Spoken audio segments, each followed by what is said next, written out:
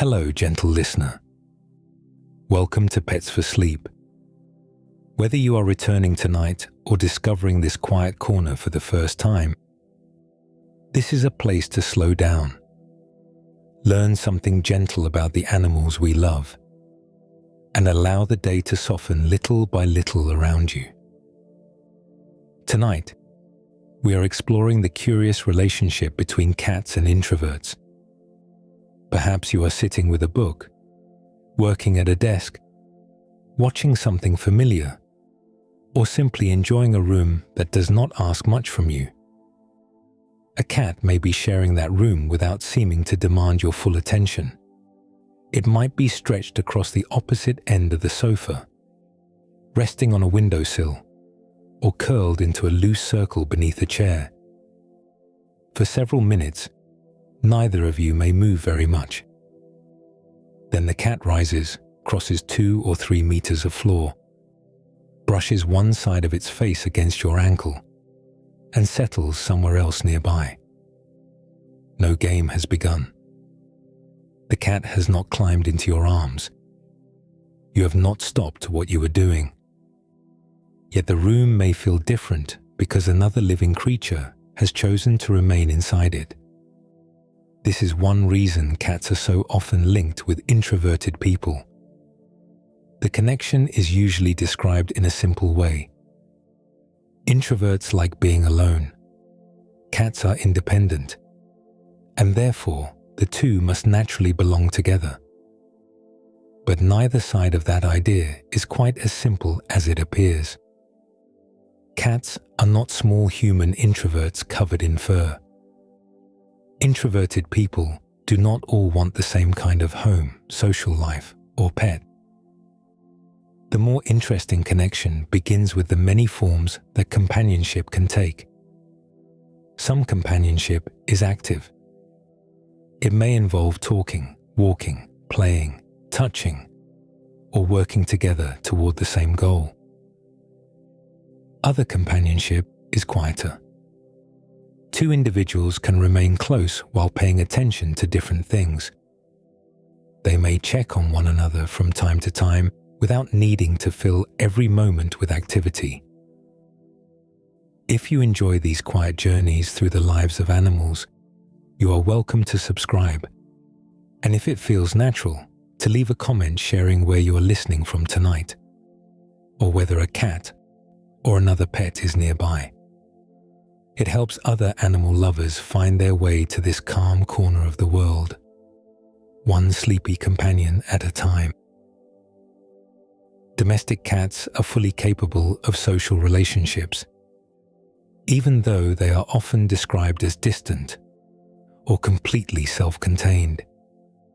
They can learn familiar voices, footsteps, feeding routines, sleeping places, and the normal movement of people through a home. They may greet someone at a doorway, follow them between rooms, sleep against their legs, or call from the hallway when they lose track of where that person has gone. Other cats show their connection from farther away. A cat may choose a chair beside the desk rather than the person's lap. It may sleep at the foot of the bed instead of beneath the blankets. It may remain in the same room for an hour, then leave without ceremony, and return later, as though no explanation were needed. That distance does not automatically mean that the cat is uninterested. A home usually contains many possible resting places. When a cat repeatedly chooses one room, one chair, or one position near a familiar person, it is making a physical choice that can be observed. The meaning of that choice depends on the individual cat and the situation. But the choice itself is real. For a person who enjoys long periods of reading, drawing, gaming, studying, or working alone, this kind of presence can feel unusually comfortable. The cat does not need to become the center of every minute. The person does not have to speak continuously or entertain a visitor. There can be interaction, followed by space, followed by another small moment of contact. A paw touches the edge of a blanket. An ear turns toward the sound of a page. The cat lifts its head when the chair moves, watches for a few seconds, and then lowers its chin again. Still, a cat is not simply a quiet object placed inside an introvert's home. Cats need food, clean water, litter care, play, safe resting places, veterinary attention, and regular chances to use their bodies and senses. Some are loud, some are highly active, some follow their people everywhere and object strongly to closed doors. A young cat may race through a hallway after midnight, while an older cat may prefer long, undisturbed stretches of sleep. The question is therefore larger than whether introverts tend to like cats. It is whether the way cats form relationships can suit people who value choice, familiar routines, personal space, and companionship that does not require constant performance. Before that question can be answered, the word introvert needs to be separated from loneliness, fear, shyness, and the idea that someone simply does not like people. A quiet evening can reveal many things, and personality is only one possible part of the picture. Someone may stay home because the day was crowded with conversation. Another person may be concentrating on a book, a puzzle, or a difficult piece of work. The same choice can also come from simple preference. A softly lit room, a familiar chair, and a cat resting nearby may offer exactly the amount of activity that person wants. Psychologists usually describe introversion and extroversion as opposite ends of a continuous scale. The American Psychological Association uses the word continuum for this kind of range. A continuum has many positions between its two ends, much like the temperatures marked along a thermometer. Most people fall somewhere between the most inward and the most outward extremes. Their position may also appear slightly different depending on the situation. A person who speaks easily with close friends may become much quieter at a large party. Someone who enjoys giving a prepared presentation may still prefer to eat lunch alone afterward. An introvert can be confident, friendly, and highly skilled in conversation. Long periods of social activity may simply use more of that person's energy. After several hours in a busy workplace, a family gathering, or a room filled with overlapping voices, recovery may come through reduced stimulation. That recovery could involve reading for 40 minutes, walking along a quiet route, or sitting at home while a cat washes its paws on the carpet. Extroverted people often seek a greater amount of activity and social contact, though they also need rest and private time. These traits describe general tendencies rather than strict daily rules. Introversion is also only one part of personality. Psychologists often study it alongside traits connected with emotional sensitivity, curiosity, self-discipline, and cooperation. Two people with similar levels of introversion can therefore behave very differently. One may keep a small group of close friends and speak with them every day. Another may enjoy company once or twice a week and spend the remaining evenings alone. A third person might work comfortably with customers or students, then protect several quiet hours after returning home. Shyness describes something different.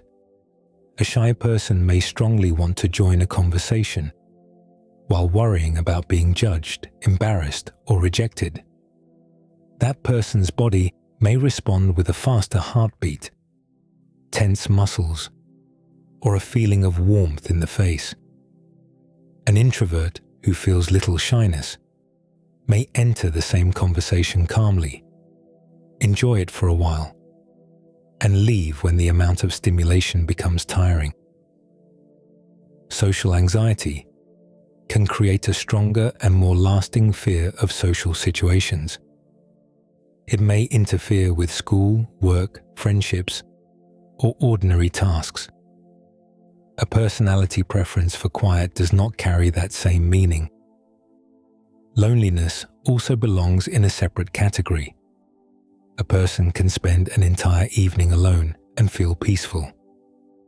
Someone else may sit in a crowded restaurant and feel painfully disconnected. Loneliness appears when the connection a person wants does not match the connection they experience. Physical solitude alone cannot tell us whether that gap exists. Misanthropy is different again. The word describes a broad dislike or distrust of people. Many introverts care deeply about others and maintain strong relationships. They may prefer fewer conversations with greater depth or familiar company in a predictable setting. A person sitting quietly beside a cat could therefore be content, mentally tired, focused on a task, or enjoying a chosen routine. The scene gives no reliable sign of sadness or poor social ability. What may matter more is the structure of the interaction. Lower sound levels reduce sensory load. A familiar room makes events easier to predict. The freedom to begin or end contact gives the person control over its intensity. Time alone afterward allows the nervous system to settle following a demanding day. Cats can fit this pattern because their social contact often arrives in short, adjustable periods. A cat may approach for a minute of cheek rubbing, settle nearby, and later move to another room. The person can continue reading while remaining aware of soft footsteps, a shifting tail, or the faint sound of grooming. This kind of companionship may suit someone who values connection in a form that leaves space around it. That preference still says nothing certain about which animal the person will love. Plenty of introverts prefer dogs, birds, rabbits, or no pet at all. Many highly extroverted people build close lives with cats. Even so, researchers have found a measurable pattern when people identify themselves as cat people or dog people. The familiar joke about introverts and cats turns out to contain a small statistical clue, although the clue is far less absolute than the stereotype suggests. People have sorted themselves into cat people and dog people for generations. The labels appear in casual conversation, magazine quizzes, social media profiles, and friendly debates between families. Someone may describe a cat person as quiet, private, or independent.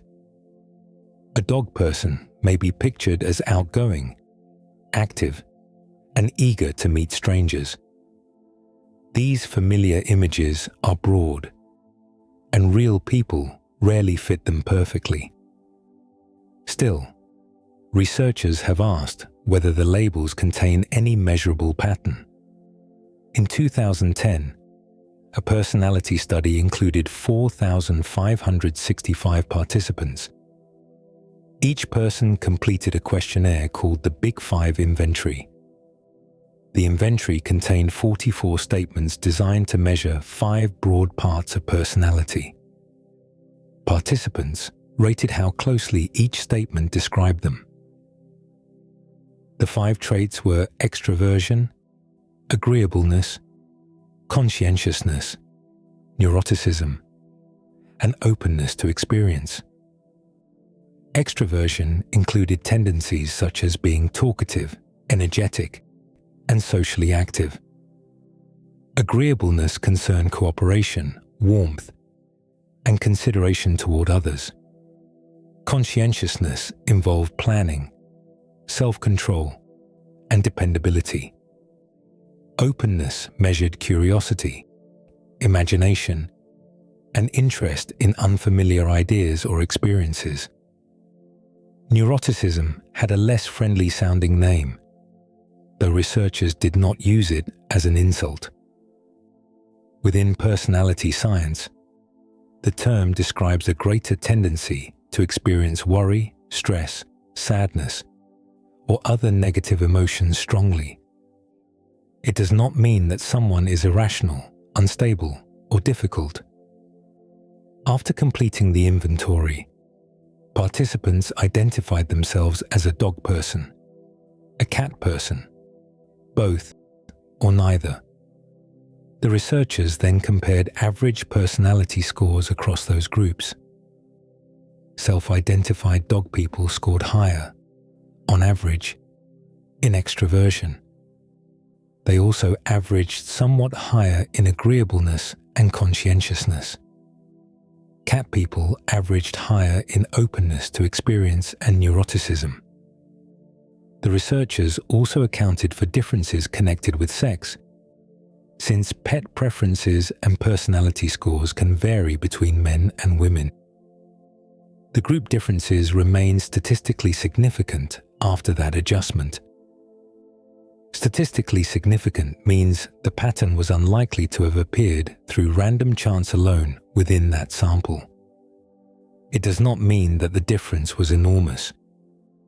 Imagine placing thousands of dots on a long personality scale. The average dot for dog people might sit slightly farther toward extroversion. The average dot for cat people might rest somewhat closer to introversion. Most of the dots would still overlap across a wide middle area. Many cat people in the study were outgoing. Many dog people preferred quiet evenings.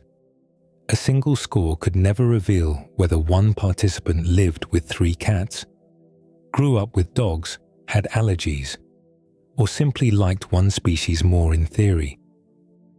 The study also relied on self-identification.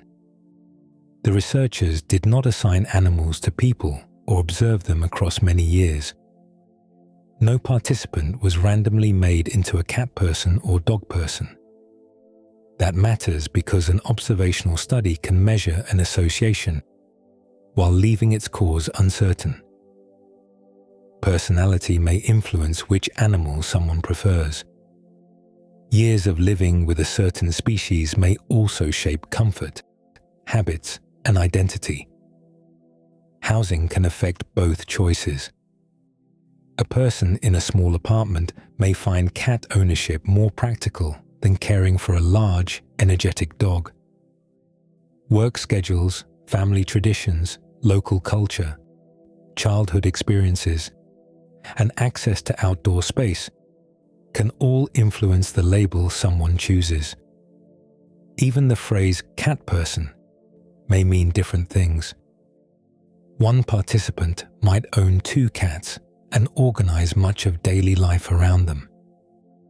Someone else may simply enjoy watching cats from a distance. Another person may love both species, but select cats because they feel slightly more familiar. The study therefore offers a useful clue rather than a personality test for pet ownership. On average, people who called themselves cat people leaned somewhat farther toward introversion. That pattern fits the common belief closely enough to deserve attention. Its limits are just as important. A group trend cannot decide whether one person will enjoy feeding a cat before sunrise, cleaning a litter tray, or sharing a bedroom with an animal that becomes active at midnight. It also cannot explain why a cat's style of companionship might appeal to someone who prefers lower levels of social stimulation. The deeper explanation begins far earlier than personality surveys. Cats and dogs arrived in human homes through different histories, shaped by different ancestors and different kinds of work beside people. Those old paths still influence how each animal approaches, follows, waits, cooperates, and shares space today. Those differences began long before either animal slept beside a human bed. Dogs and cats entered domestic life through separate histories, shaped by ancestors that solved the problems of food and survival in different ways. The ancestors of dogs were socially living canids. A canid is a member of the dog family, which includes wolves, foxes, jackals, and modern domestic dogs. Wolves often hunt, travel, raise young, and defend territory with other members of a group. Cooperation does not make every wolf constantly friendly or obedient. It does mean that paying attention to another animal's movement can carry real value. A turn of the head, a change in pace, or a shift in direction may help several animals act together. Humans gradually selected dogs from this social foundation. Across thousands of years, people encouraged different dogs to perform work that required close coordination. Some helped locate and pursue game. Others guarded homes, livestock, or stored supplies. Herding dogs learned to influence the movement of sheep, cattle, and goats while responding to signals from a person. Sled dogs pulled loads across snow and ice as part of a team. Companion dogs were increasingly selected for comfort around people and attention to human behavior. This process produced hundreds of modern breeds, though breed lists differ among kennel organizations. Many were shaped for specialized tasks that required frequent guidance, shared movement, or sustained attention. A border collie may watch a shepherd's posture and respond to whistles across a field. A retriever may run outward, locate a fallen object, and return it to a waiting hand. A livestock guardian may remain near a flock for hours while listening and watching for unusual movement. These examples describe selected working tendencies rather than rules for every individual dog. A quiet greyhound may spend much of the day asleep on a sofa. An older mixed-breed dog may prefer a short walk and a familiar room. Individual history, age, health, and personality strongly influence daily behavior. The cat's ancestral route into human life looked different. Domestic cats descend mainly from the African wildcat, Felis sylvestris libica. This small feline lived across parts of North Africa and Southwest Asia. Its prey usually consisted of animals such as mice, small birds, reptiles, and insects. A single mouse contains too little food to support a hunting group. The wildcat therefore benefited from approaching, stalking, and capturing prey on its own. Its body and behavior were built around short bursts of movement rather than long cooperative chases. The cat could crouch behind cover, place its hind feet carefully, and spring over a distance of only a few body lengths. Success depended on silence, timing, and control of its own position. Human settlements later created a new opportunity for animals with those abilities. Stored grain supported rodents. Rodents attracted wildcats. People gained a useful hunter near their food stores, while the cats gained a concentrated source of prey. Tolerance allowed the relationship to continue. Over many generations, cats that coped well with people and settlement noise had better access to those spaces. Humans certainly carried cats, valued them, and later bred some for appearance. Yet cats were not reshaped into the same vast range of task-specialized working populations seen among dogs. Their hunting ability remained useful without requiring a person to direct each movement. That history still appears in ordinary homes. A dog's daily care may include a walk through a neighborhood at a set time. The pair may cross roads, pass strangers, meet other dogs, and adjust their speed to one another. Even a quiet walk requires coordinated movement through shared public space. Life with a cat often places more of the relationship indoors. Interaction may involve preparing food, moving a wand toy across the floor, cleaning a litter tray, or noticing that the cat has selected a chair near the desk. The person and cat can share a room while following separate activities. This does not make the cat easier or less dependent. Indoor cats still need exercise, environmental variety, veterinary care, and regular social attention suited to the individual. Some cats call loudly from closed doorways. Others follow a person through every room and climb onto the keyboard whenever work begins. Dogs can also enjoy long stretches of peaceful rest without seeking constant contact. The important difference lies in the old systems available to each species. Dogs entered human partnerships with strong foundations for coordinated group action. Cats retained a hunting style that placed greater control in the individual animal's body. That retained control helps explain why feline interaction so often develops through approach, distance, and voluntary return. Its roots can be found around the earliest settled farms, where small wildcats began stepping toward the rodents living beside human grain. Once people began storing harvests, the edges of human settlements changed.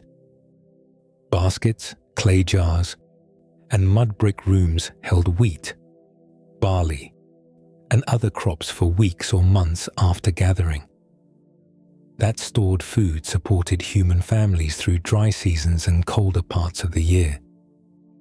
It also attracted animals that could slip through gaps in walls or dig beneath packed floors. House mice fed on loose grain and crumbs.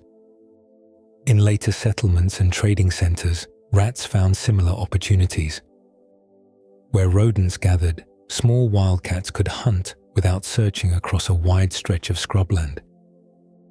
The settlement became a new kind of feeding ground.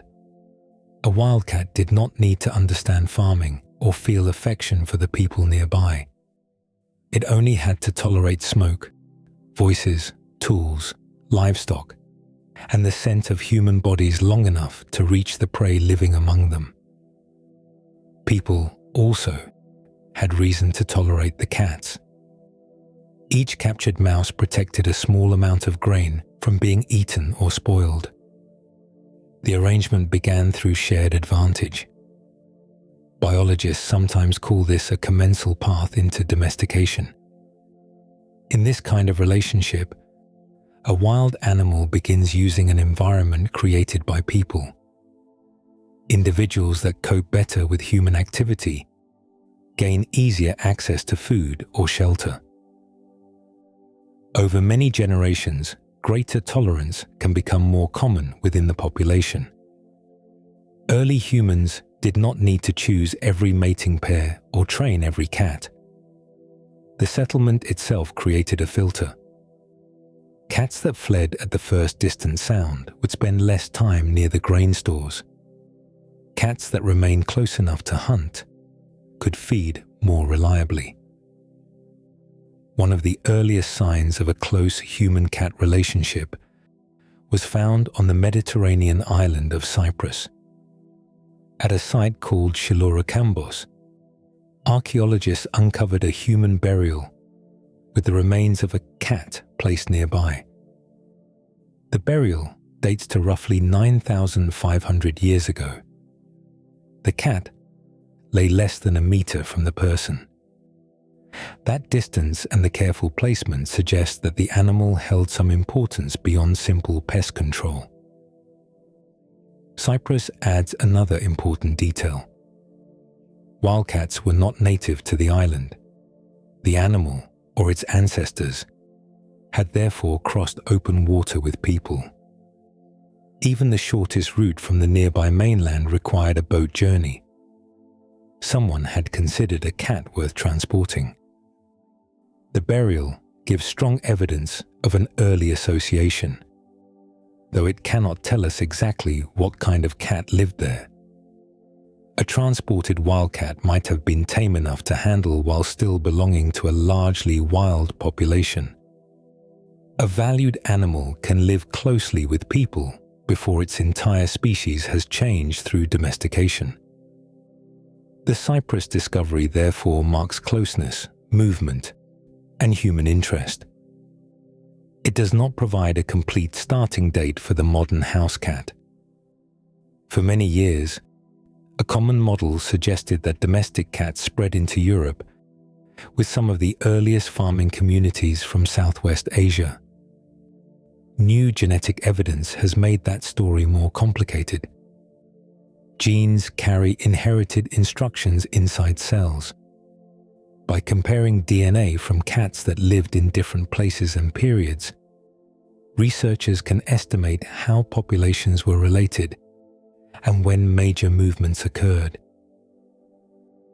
A study published in the journal Science in 2025 produced genome data from 87 cats. The sample included ancient remains, museum specimens, and modern animals. European specimens that grouped clearly with domestic cats appeared only around the 1st century of the Common Era. That period began about 2,000 years ago, during the time of the Roman Empire. The genetic pattern supports a major movement of domestic cats from North Africa into Europe around that time.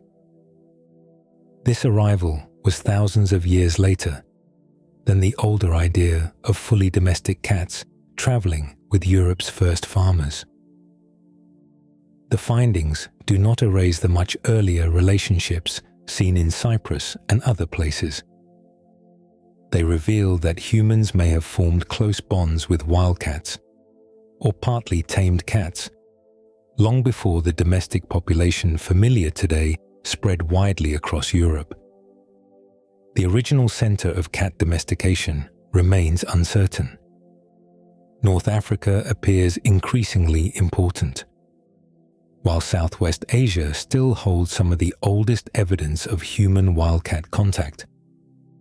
Several populations may have contributed at different times.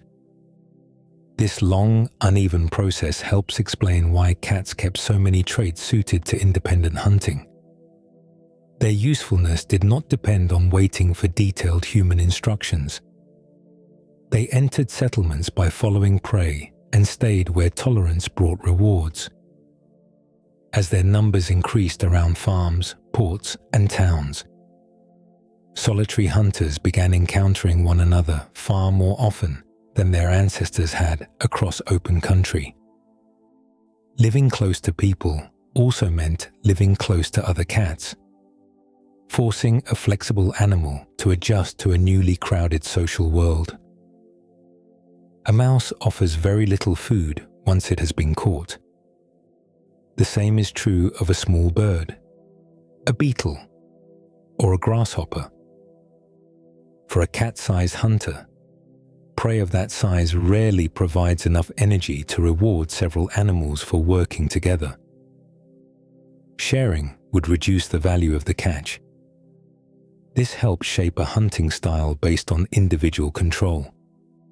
A cat listens for movement beneath grass, fixes its eyes on one point, lowers its body, and places each paw carefully before the final rush. The stalk may last far longer than the chase. Success depends on one animal choosing the angle, distance, and moment of attack. Domestic cats still carry this pattern. Even a well-fed indoor cat may freeze when a moth crosses the wall or crouch behind a chair before springing toward a toy. Its muscles and senses remain prepared for short, private hunting attempts. That history led people to describe cats as solitary animals. The label becomes incomplete when hunting and social life are treated as the same thing. An animal can catch food alone while still forming relationships, raising young nearby, or resting close to familiar companions. The conditions around early settlements made this flexibility especially useful. Rodents gathered near grain stores. Scraps appeared around kitchens, docks, and market areas. Later, people deliberately left food for cats. These concentrated resources allowed more cats to live within a much smaller area than scattered wild prey usually supported. Where food remained dependable, free-ranging cats often formed stable social groups. These groups were especially likely to include related females and their kittens. A mother might remain near an adult daughter. Several females could raise young within the same general area and sometimes share parts of kitten care. Familiar males might also spend time nearby, though movement and group membership varied widely. The cats did not become a tightly organized pack with one fixed leader. Their relationships developed through familiarity, family ties, access to resources, and repeated encounters that ended safely. Friendly contact could be easy to recognize. Two cats might meet with upright tails, touch noses briefly, and rub along one another's sides. Some rested with their bodies touching. Others practiced allogrooming, which means one animal grooming another. A cat might lick the head or neck of a familiar companion in places that are harder for the other cat to reach. These behaviors helped maintain social bonds, yet closeness remained selective. A cat that slept beside one companion might avoid a newcomer. Another could share a sunny platform while objecting when the same cat approached its food. Resources often decide whether proximity feels safe. A single bowl placed in a narrow corner can force two cats to eat close together. One may finish quickly or wait until the other leaves. A litter tray beside a busy doorway can become difficult to use if another cat blocks the exit. The same pressure can appear around water, hiding places, elevated beds, and preferred routes through a room. A peaceful-looking household may therefore contain quiet competition that humans rarely notice. Providing separate resources reduces the need for constant negotiation. Two cats may willingly rest together and still benefit from different feeding stations. Several litter areas allow one cat to avoid another. More than one high resting place gives each animal a way to watch the room without defending a single shelf. Social tolerance works best when closeness remains optional. Early experience also affects how comfortably a cat responds to others. Kittens raised around gentle people and familiar cats may develop broader social confidence. A cat that experienced conflict, crowding, or little contact during early life may need greater distance. Temperament adds another layer. Some cats approach quickly and recover easily after a surprise. Others study a change from across the room before moving closer. Scientific reviews often describe domestic cats as socially flexible because no single arrangement fits every individual or environment. They can live alone with people, join stable groups, or maintain only a few preferred relationships.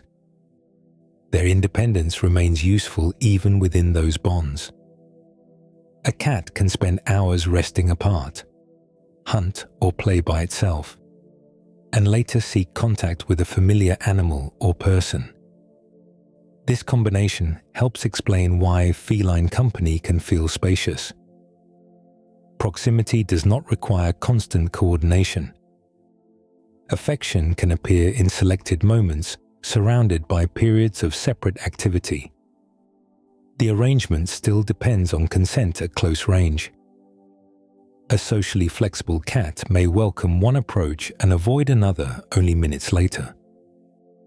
Who moves first, how the contact begins, and whether either participant can leave will shape what happens between them. A cat may begin an interaction from several meters away. It watches from the edge of the room, steps forward, pauses beside a chair, and lifts its head toward the person sitting there. The person has not carried the cat over or placed it on a lap.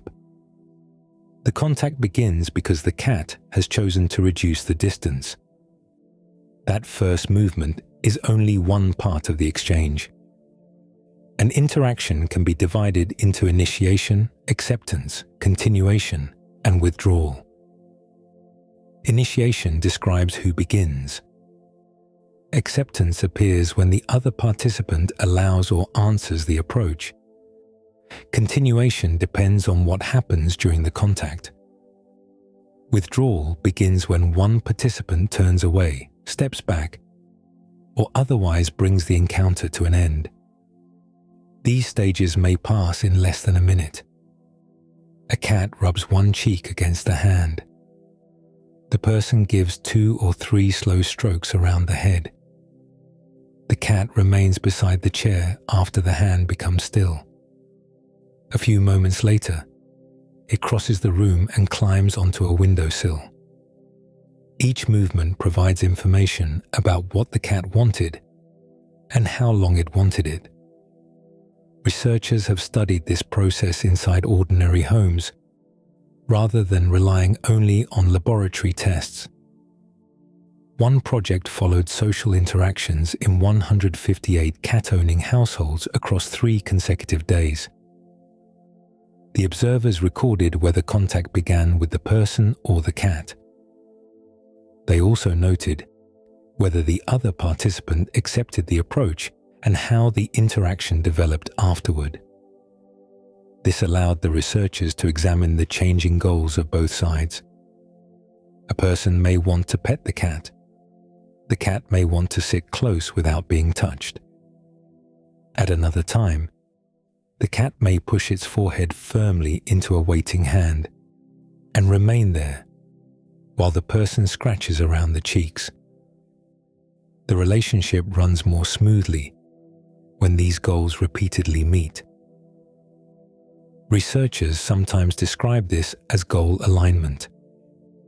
The phrase means that both participants are able to obtain something they are seeking without forcing the other into an unwanted position. Approaching a person does not always mean that a cat wants to be lifted. The cat may be checking a scent, asking for access to a doorway, or choosing a warmer place beside the person. It may welcome contact around the face while resisting a hand reaching beneath its body. Restraint changes the interaction because it removes the cat's easy route away. A cat held against its preference may twist, stiffen, or place its paws against the person's chest. Some cats struggle immediately. Others remain still until the pressure becomes too much. Stillness alone cannot show that the experience is comfortable. Freedom to leave changes the cost of approaching. When the cat can step away safely, moving closer becomes less risky. The person's attention also becomes easier to predict. A hand that stops when the cat turns its head teaches one lesson. A hand that follows and continues teaches another.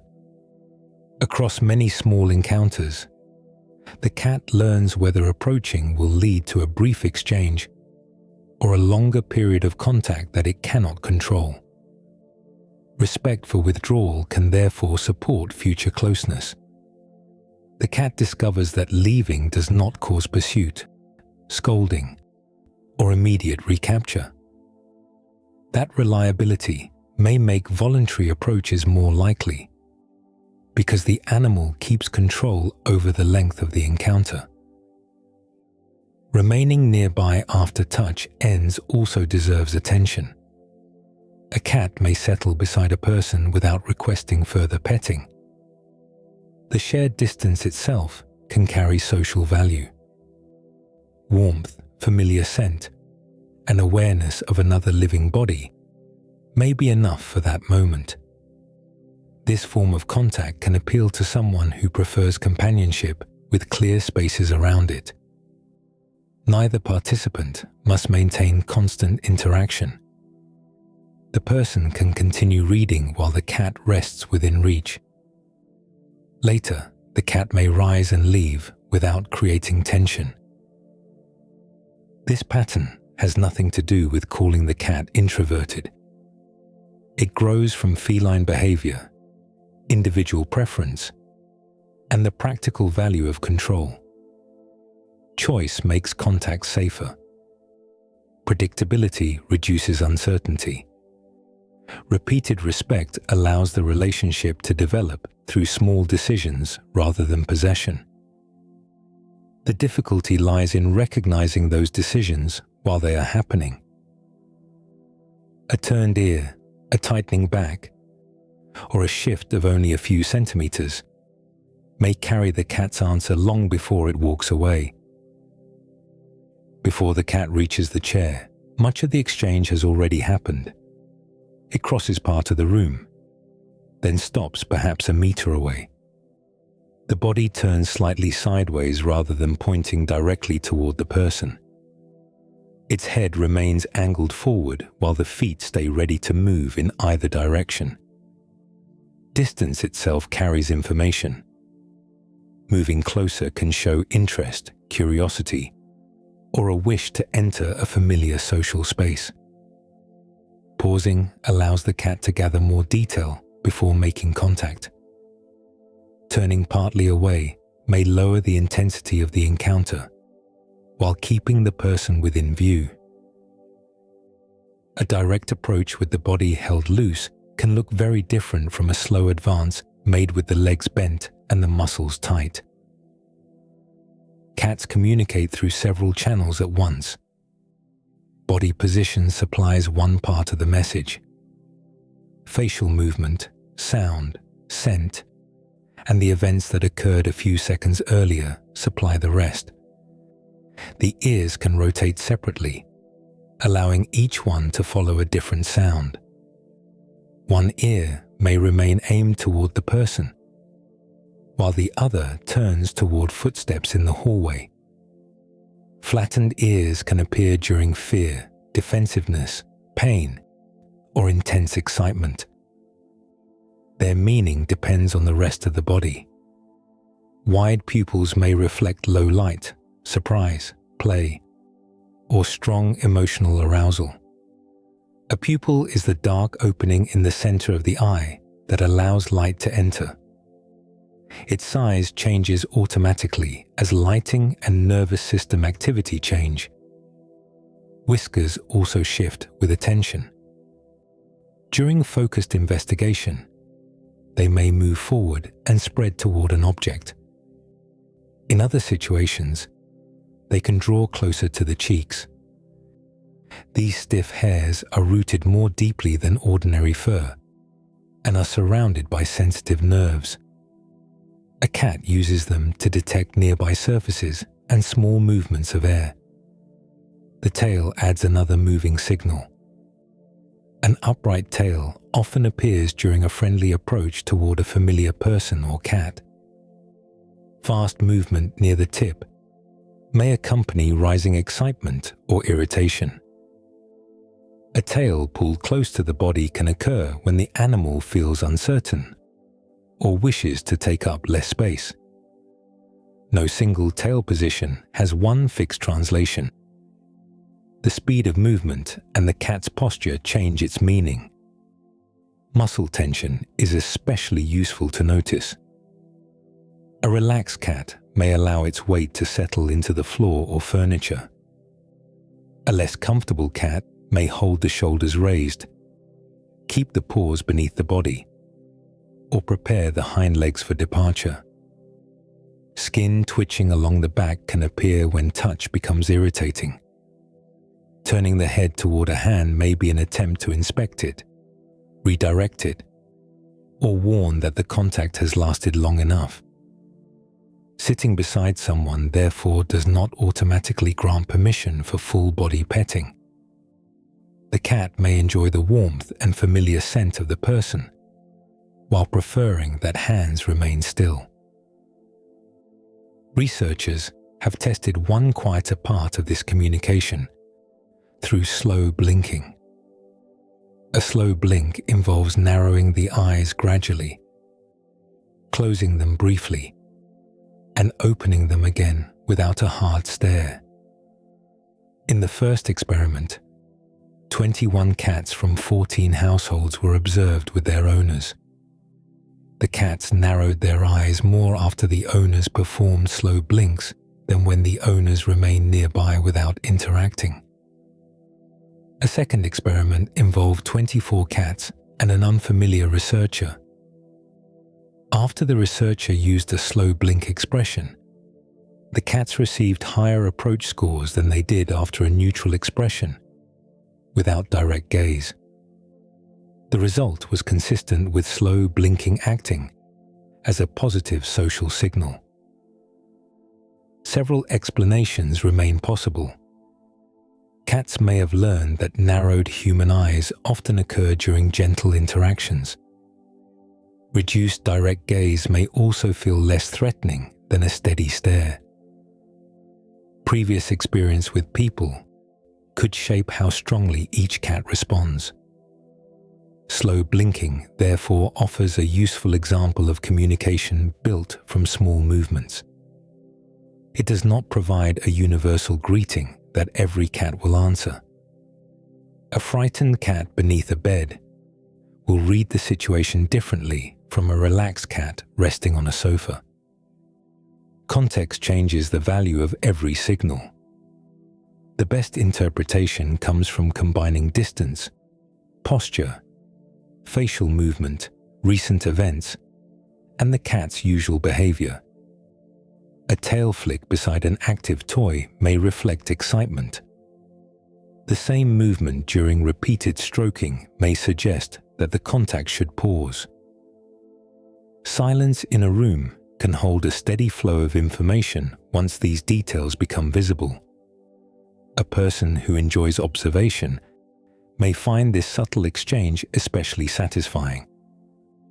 That enjoyment becomes useful only when the person changes their own behavior in response to what the cat communicates. Seeing the ears turn or the back tighten is the beginning of understanding. The relationship depends on what the human does a moment later. Two people can notice the same movement and respond in very different ways. A cat sits beside the first person while being stroked around the cheeks. After several seconds, the cat turns its head away and shifts its front paws toward the edge of the sofa. The person pauses and lets the hand rest. A moment later, the cat settles again without leaving. Elsewhere, another quiet person sees a similar head turn and continues stroking along the cat's back. The cat remains in place, so the person assumes that everything is comfortable. Its shoulders gradually rise. A small ripple passes through the skin near the tail. Only after the cat jumps down does the contact stop. Neither person needed to be loud, outgoing, or socially demanding. Their handling differed because one adjusted to the cat's early signals, while the other waited for a much stronger reaction. Researchers can measure these differences in human behavior. During observed interactions, they may record where a person touches the cat, how often the cat is lifted, and whether contact continues after the animal turns away. They can also note restraint. Restraint occurs when someone holds the cat in place, blocks its movement, or keeps it against the body after it begins trying to leave. Touch location matters because sensitivity varies across the feline body. Many cats readily accept contact around the cheeks and the base of the ears. These areas contain scent-producing glands and are commonly used during friendly rubbing. The forehead and chin may also be preferred by some individuals. Responses become more variable around the abdomen, legs, paws, and the area near the base of the tail. One cat may enjoy a brief stroke along the lower back. Another may tense almost immediately. The belly can be especially misleading. A cat lying on its side or back may feel relaxed enough to expose a vulnerable area. That posture does not always invite a hand onto the abdomen. Individual history also shapes the response. A cat accustomed to gentle paw handling from an early age may tolerate nail trimming more calmly. An animal with pain, a past frightening experience, or little handling may react differently. Comfort can also change from one day to another. A cat disturbed from sleep may want less touch than it accepted earlier that morning. The strongest signs of distress are easy to notice. Hissing, biting, scratching, and rapid escape leave little uncertainty. Many interactions become uncomfortable before any of those events occur.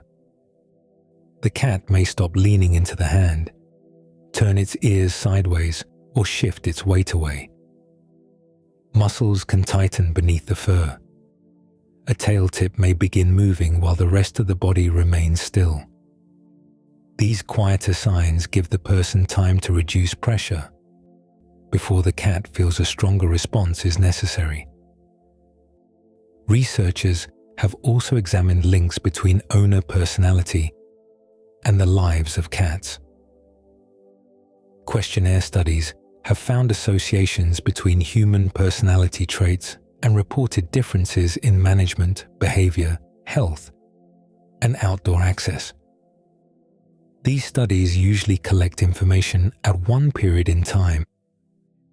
That design is called cross-sectional because it takes a broad snapshot, rather than following every household through many years. A snapshot can reveal patterns. It cannot cleanly separate every cause. A person's traits may influence the home they provide. Living with a particular cat can also change habits and expectations. Housing, income, family structure, and previous experience add further influences. Personality, therefore, offers one piece of the relationship, rather than a final verdict. An introverted person may spend many quiet hours near a cat and still overlook its needs. Play can be postponed because the person is absorbed in solitary work. A withdrawn cat may be mistaken for an animal that simply prefers independence. Gentle intentions can still lead to overhandling when the person wants closeness at a moment the cat does not. An outgoing person may respond with exceptional care. They might pause at the first change in posture, provide regular play, and allow the cat to choose how each greeting develops. The useful quality in these moments is responsiveness. Responsiveness means noticing feedback and changing behavior while the interaction is still happening. A hand slows when the cat's muscles tighten. More space appears when the body turns toward an exit. Contact resumes later if the cat returns and asks for it through approach or rubbing. Repeated adjustments teach the cat that human attention is predictable they also teach the person the habits of one individual animal rather than a general idea of how cats behave. Over time, these small exchanges spread beyond the sofa or chair. The cat learns where contact is likely to remain comfortable. The person learns which routes, resting places, and distances the cat prefers. Their relationship gradually becomes part of the physical layout of the home. That layout is far more detailed to the cat than it may appear to a person. A familiar route might begin at the bedroom doorway, continue past a chair, rise onto a shelf, and end beside a window. Later, the cat may reverse the path, stop at a water bowl, and settle in a sleeping place beneath a table. To a person, these may look like simple movements through an ordinary room. For the cat, the route connects resources, lookout points, scents, hiding places, and safe ways to leave. A room is never completely empty space. Furniture creates narrow paths and raised surfaces. Doorways control access between areas. Windows reveal birds, insects, people, and changing light outdoors. Even the position of a chair can affect how easily a cat crosses the floor without passing close to a visitor. Height is especially valuable. A shelf or sturdy cat tree provides a clear view, while keeping the animal above feet, vacuum cleaners, and other movement near the floor. From that position, a cat can watch before deciding whether to come down. The ability to observe without immediately joining an activity lowers uncertainty. Hiding places serve a related purpose. A covered bed, open carrier, cardboard box, or space beneath suitable furniture reduces how many directions the cat must monitor. The animal controls when its face and body become visible again. A hiding cat may still listen closely to footsteps and voices while remaining protected from direct approach. Scent adds an unseen layer to this map. Cats have scent-producing glands around the cheeks and head, as well as along parts of the body near the flanks and tail. When a cat rubs against a table leg, doorway, person, or familiar companion, small amounts of chemical information are left behind. Humans usually cannot smell these deposits. The cat can detect them later as part of a known environment. A person's belongings contribute another stable set of odors. Bedding carries the scent of skin, hair, laundry products, and many hours of use. A worn sweater differs from a freshly washed one. Desk chairs, blankets, and work areas gather repeated scent through daily contact. When a cat sleeps on a person's clothing or returns to the same chair, warmth and texture may matter alongside this familiar chemical record. The person gradually becomes part of the territory's normal sensory pattern. That does not require the cat to remain on a lap. A resting place 2 meters away is still one chosen location among several possibilities. The cat could have entered another room, climbed to a higher shelf, or hidden beneath furniture. Instead, it selects a place where the person remains visible, audible, and easy to approach. This can create the kind of parallel activity many introverted people enjoy. The person reads or works while the cat grooms, sleeps, or watches the window. Occasional contact appears within longer periods of separate attention. Neither participant has to direct every movement of the other.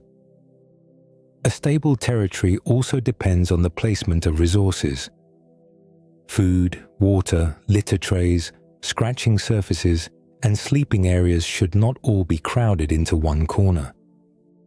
Separation becomes especially important when several cats share a home. One animal may hesitate to drink if another regularly rests beside the water bowl. A litter tray at the end of a narrow passage may feel difficult to use when another cat can block the only exit. Several resting places and more than one route through a room reduce these quiet forms of pressure. Modern feline environmental guidelines often describe 5 basic needs. Cats benefit from safe places and separated key resources. They also need opportunities for hunting-style play, predictable contact with people, and an environment that respects the importance of smell. These needs work together. A cat with choices can move toward activity or away from it. Known paths and scents make those movements easier to predict. The familiar person becomes woven into that stability through regular footsteps, feeding routines, voice, and responses to the cat's signals. For someone who values a calm home, this shared territory can feel unusually natural. The person occupies one part of the room, while the cat chooses another. Their separate activities continue inside the same dependable space. Habit explains part of that repeated closeness. A more revealing test appears when the usual room disappears, and the cat must enter a place with unfamiliar walls, scents, and sounds. In that setting, the familiar person may become more than one feature of the territory.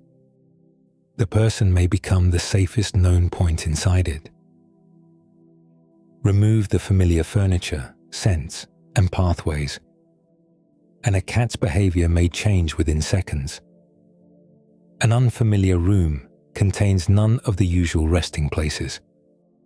The floor carries different smells. Sounds arrive from behind unknown walls. A cat entering that space may crouch near the edge, inspect the corners, or remain close to the person who came with it. Researchers have used controlled rooms like this to study attachment between cats and their caregivers. The procedure is often called a secure base test. A secure base is a familiar individual whose presence makes exploration feel safer.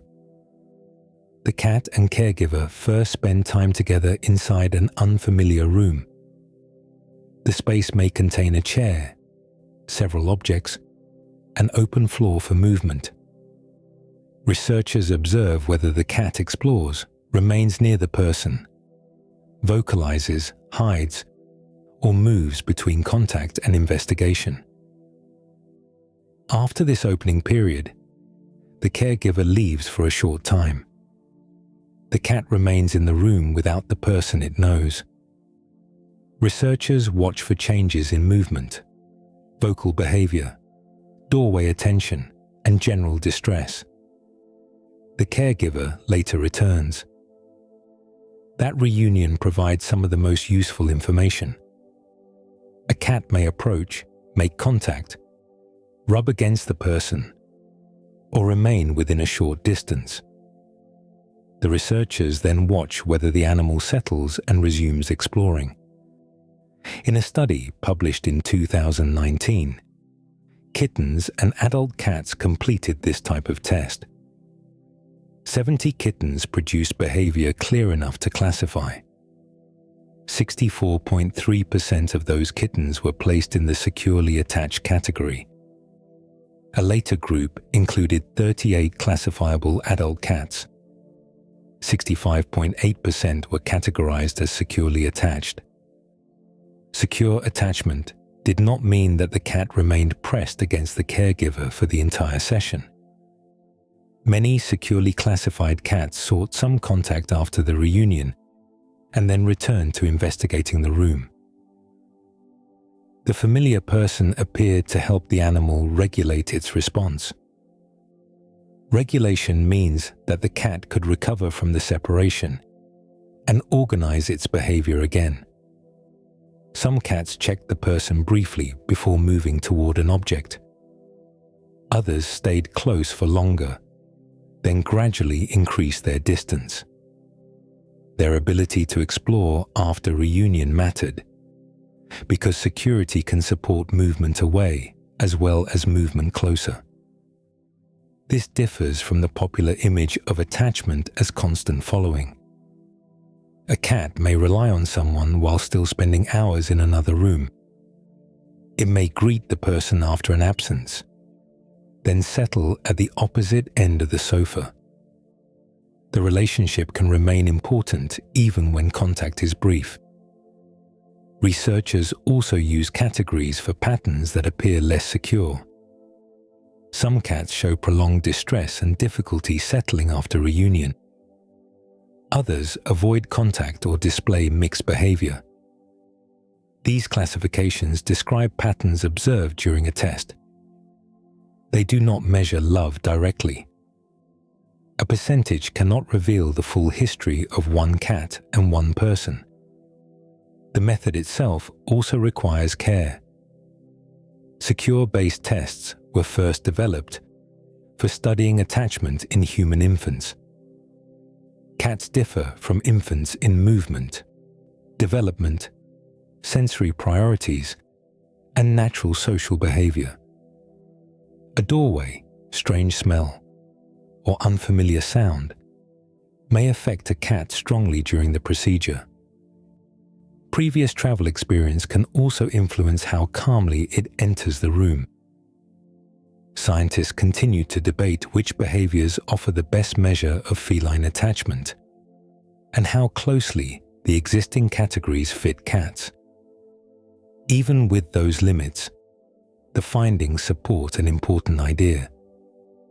Many cats appear to use familiar caregivers as sources of security when the environment becomes uncertain. That security may be easy to miss at home because the cat already knows the territory. A confident cat crossing the room may seem entirely self-contained. Its confidence can partly reflect the stable person, sense, roots, and routines surrounding it. For an introverted owner, this form of attachment may feel especially compatible with quiet daily life. The cat does not need to display its relationship through constant contact. Closeness can appear during a greeting, a brief check from the doorway, or a chosen resting place nearby. The stronger foundation develops across ordinary days. Food arrives after familiar sounds. A hand pauses when the cat turns away. The same voice returns after an absence. Security grows through these repeated events, often occurring at roughly the same hours, until the household develops a rhythm the cat can begin to predict. Morning begins before the food appears. A pale band of light reaches the curtains. An alarm sounds, and familiar footsteps move from the bedroom toward the kitchen. The cat may already be waiting beside the cupboard. It has never read the numbers on a clock, yet the sequence has become dependable. Each small event helps predict what is coming. The alarm may be followed by the sound of slippers on the floor. A cupboard hinge moves. A bowl touches the counter. Food arrives soon afterward. Through repetition, signals that once meant very little can gain importance. Psychologists call one part of this process classical learning. A neutral sound, such as a cupboard door, becomes linked with a meaningful event, such as a meal. After enough pairings, the sound alone may draw the cat into the kitchen. Operant learning works through consequences. A cat meows beside the bowl, and the person begins preparing food. When the behavior is repeatedly followed by a useful result, the cat may use it more often. The person is learning as well. A particular call may come to mean that breakfast is expected. Waiting beside the desk may predict that the cat wants play. Both lives slowly become organized around signals that each participant recognizes. Light also contributes to the pattern. Cats possess endogenous rhythms, meaning daily cycles generated within the body. These internal rhythms help organize sleep, movement, body temperature, and appetite across roughly 24 hours. Environmental light keeps those systems lined up with day and night. Domestic life adds many other influences. Meal times, work schedules, household noise, outdoor access, and the activity of other animals can all shift when a cat eats or moves. Cats are often described as nocturnal, although that label is too narrow. Many show crepuscular activity. Crepuscular means that activity tends to rise around dawn and dusk, when changing light once created good hunting conditions for small felines. A house cat can adjust those peaks. One living with a person who wakes before sunrise may become active when the alarm sounds. A cat in a busy evening household may sleep through part of the afternoon and join the family after dinner. Research comparing cats under different living conditions has found differences in locomotor and feeding rhythms. Locomotor rhythm means the repeated daily pattern of physical movement. Cats with regular human contact, fixed feeding times, or outdoor access may organize activity differently from animals living under other schedules. The body provides a basic cycle, while experience shapes how that cycle appears inside the home. Evening routines can be especially useful. A person closes the laptop, moves a wand toy across the floor, and lets the cat complete several short chases. The toy disappears behind a chair, pauses, and moves away again. After the play period, food is served. This sequence resembles part of a natural hunting pattern in which searching and pursuit are followed by eating. Repeating it at a similar hour may help organize evening activity. The cat learns that movement and food have a reliable place in the day. The person also receives a clear stopping point after a long stretch of work or private concentration.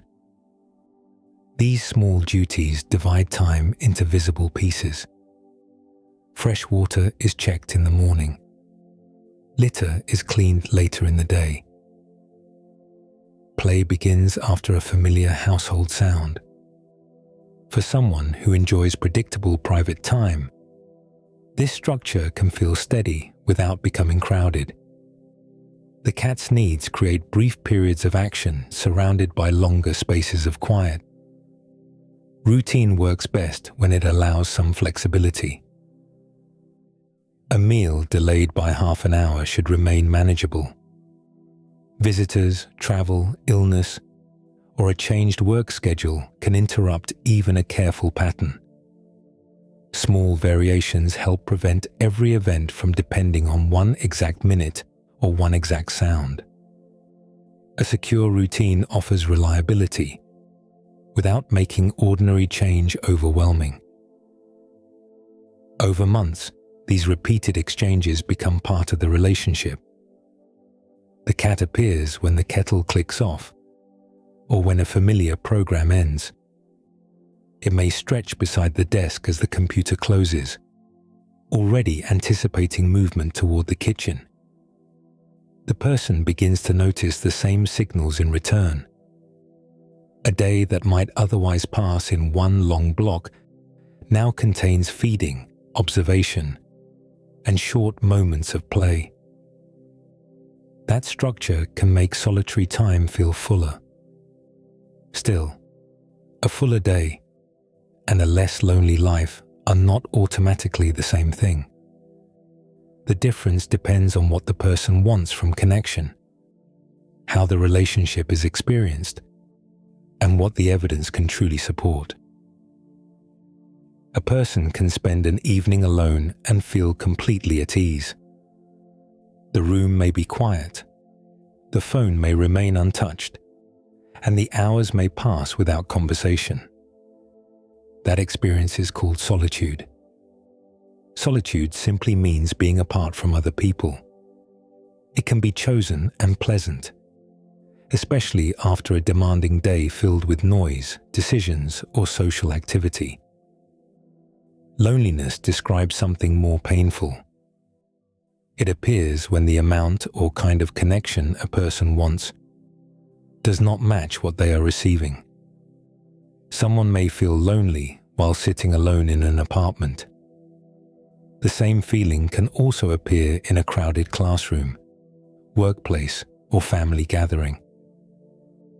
Physical distance from people cannot reveal the whole experience. A cat can add social events to an otherwise solitary evening. The front door opens, and the cat walks into the hallway with its tail raised.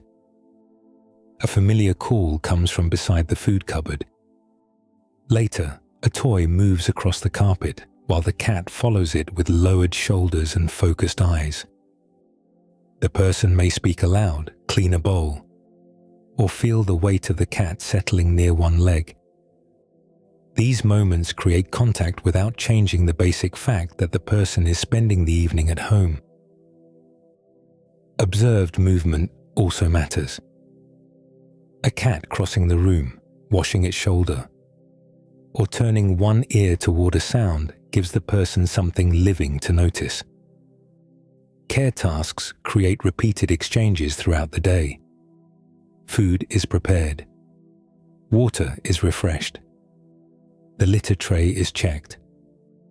Each action has a clear purpose and an immediate connection to another creature. It is easy to understand why this might feel helpful. Scientific evidence about pet ownership and human well-being remains mixed, however. One systematic review examined 54 studies involving pet ownership and quality of life. A systematic review gathers many studies on the same subject and compares their findings. The results did not point in one simple direction. Some studies reported positive links between living with a pet and well-being. Others found mixed effects, little measurable difference, or negative associations. The outcome often depended on the people being studied, the kind of pet, the strength of the relationship, and the way well-being was measured. One prospective study followed people over time after they acquired an animal. 71 participants who were getting a dog or cat were compared with 26 people who were not getting a pet. After 10 months, the new pet owners showed mild benefits on some measures. The study offers useful evidence because it followed change rather than taking only one snapshot. The participants were still not randomly assigned. Each person chose whether to acquire a pet. That choice makes cause harder to separate. People who decide to bring home an animal may already differ from those who do not. They may have different incomes, living arrangements, daily schedules, or levels of social support. These extra influences are called confounding variables.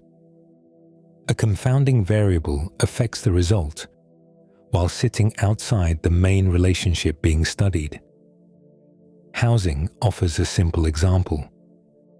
Someone with stable housing may be more able to keep a pet and may also experience less stress for reasons unrelated to the animal.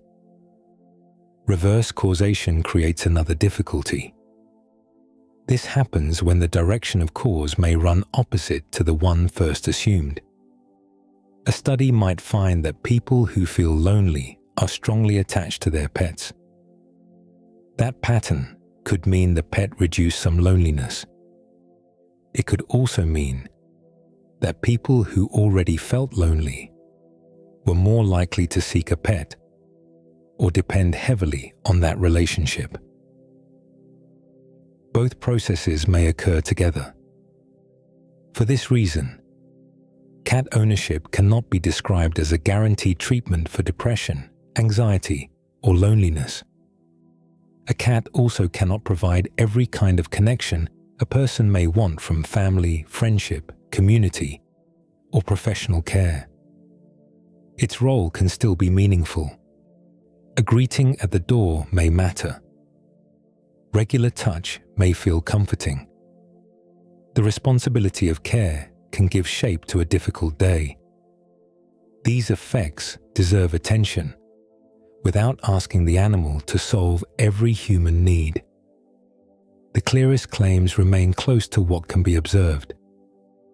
A cat adds movement, sound, touch, and responsibility to solitary time.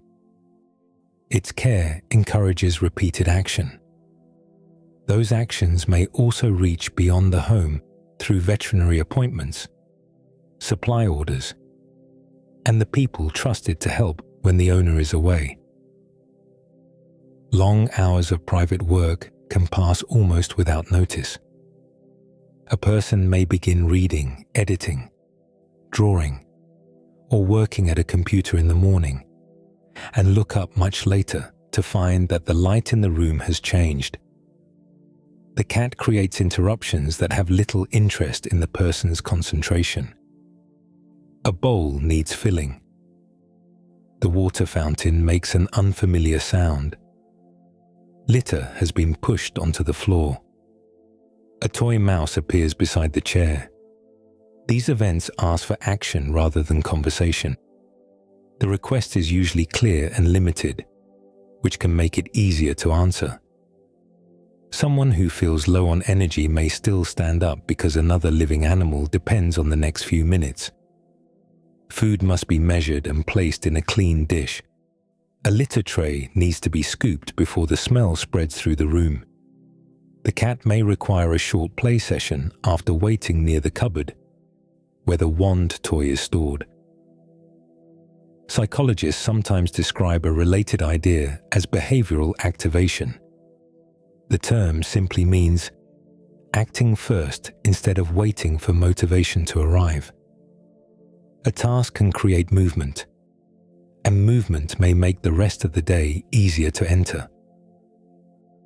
Cat care provides these action prompts naturally. The animal does not understand that it is interrupting a period of low motivation. It responds to hunger, routine, discomfort, or the need for activity. That makes the effect practical rather than planned. Some responsibilities remain inside the home. Others lead outward. A veterinary appointment requires a phone call, an online booking, or a conversation at the front desk. Transport may involve asking a family member for a ride, calling a taxi that accepts carriers, or arranging a mobile veterinary visit. A person leaving town needs someone dependable to check food, water, litter, and the cat's general condition. Emergency planning may involve giving a trusted neighbor a key and explaining where the carrier is kept. These contacts are usually purpose-driven. The conversation has a known subject and a clear ending. That structure can feel more manageable to someone who finds open-ended socializing tiring. There is no need to invent a topic or decide how long the exchange should continue. The cat supplies both. Even casual contact may become easier. A visitor notices the cat watching from a shelf. A coworker asks about the photograph beside the computer. Someone online comments on a picture of the cat sleeping in an unusual position. These exchanges allow a person to share something familiar without revealing much private information. They still count as social contact. Their depth remains limited. Sending a photograph or answering a question about a cat does not create the same support as a close friendship. A brief conversation with veterinary staff cannot replace the feeling of being understood by someone who knows the person well. The difference matters because pets can make solitude more comfortable. For some people, that comfort supports a balanced life. For others, it may make avoidance easier. Someone who wants human connection can still postpone every invitation because staying home feels safer. The cat may then become part of a routine that protects the person from unwanted pressure, while also narrowing opportunities they genuinely miss. Responsibility creates openings, though it does not decide how widely those openings are used. The person may speak to a pet sitter, join a local cat group, or exchange advice with another owner. They may also complete every task quickly and return to private time. Neither pattern reveals the whole quality of the person's social life. The useful point remains observable. Living with a cat changes the shape of the day. Care interrupts stillness. Appointments create contact. Unexpected needs require decisions that would not exist in an empty home. The cat is not attempting to rescue, motivate, or socialize anyone. It is simply living according to its own body and routines. Those needs reach the person through bowls, doors, litter, movement, and sound. The effects can become even smaller and more immediate during direct contact. A familiar voice changes the cat's posture. A hand resting on warm fur changes the person's breathing. Purring adds vibration beneath the fingertips. Within these quiet exchanges, researchers can measure changes in hormones and other parts of the body's response to social contact. The cat steps onto the sofa and settles beside a familiar person. A hand remains still until the cat presses one cheek against the fingers. Gentle contact begins around the face and base of the ears. The cat's body feels warm through the fur, and a low purr becomes noticeable beneath the palm. A few quiet words may follow. Touch, voice, warmth, vibration, and familiar scent now reach both bodies at the same time. The nervous system gathers these signals and compares them with past experience. Repeated safe encounters can make the situation easier to recognize. Muscles may loosen, breathing may slow, and attention can settle onto the small movements of the animal nearby. Researchers can measure some parts of these responses, although no single measurement captures the entire relationship. One chemical often discussed is oxytocin. Oxytocin is a peptide hormone, meaning it is a small chain of amino acids that works as a chemical messenger in the body. It plays important roles in childbirth and milk release. Scientists also study its involvement in social behavior, recognition, caregiving, and several bonding-related processes. The hormone is sometimes described as the love chemical, though that nickname leaves out much of its complexity. Oxytocin can be involved in many situations, and its effects depend on the individual, the surrounding conditions, and activity in other body systems. A study published in 2021 explored how interaction with cats might relate to oxytocin in their owners. The participants were women interacting with their own cats. Researchers collected urine before and after the interaction period, allowing them to compare changes in oxytocin levels. They also recorded particular behaviors during the exchange. These included human touch, speech directed toward the cat, and the cat's responses to its owner. Some patterns of touch and vocal interaction were associated with differences in oxytocin change. The results suggest that the details of an encounter may matter more than the simple presence of an animal. Familiarity, the cat's behavior, and the owner's response all contributed to the interaction being studied.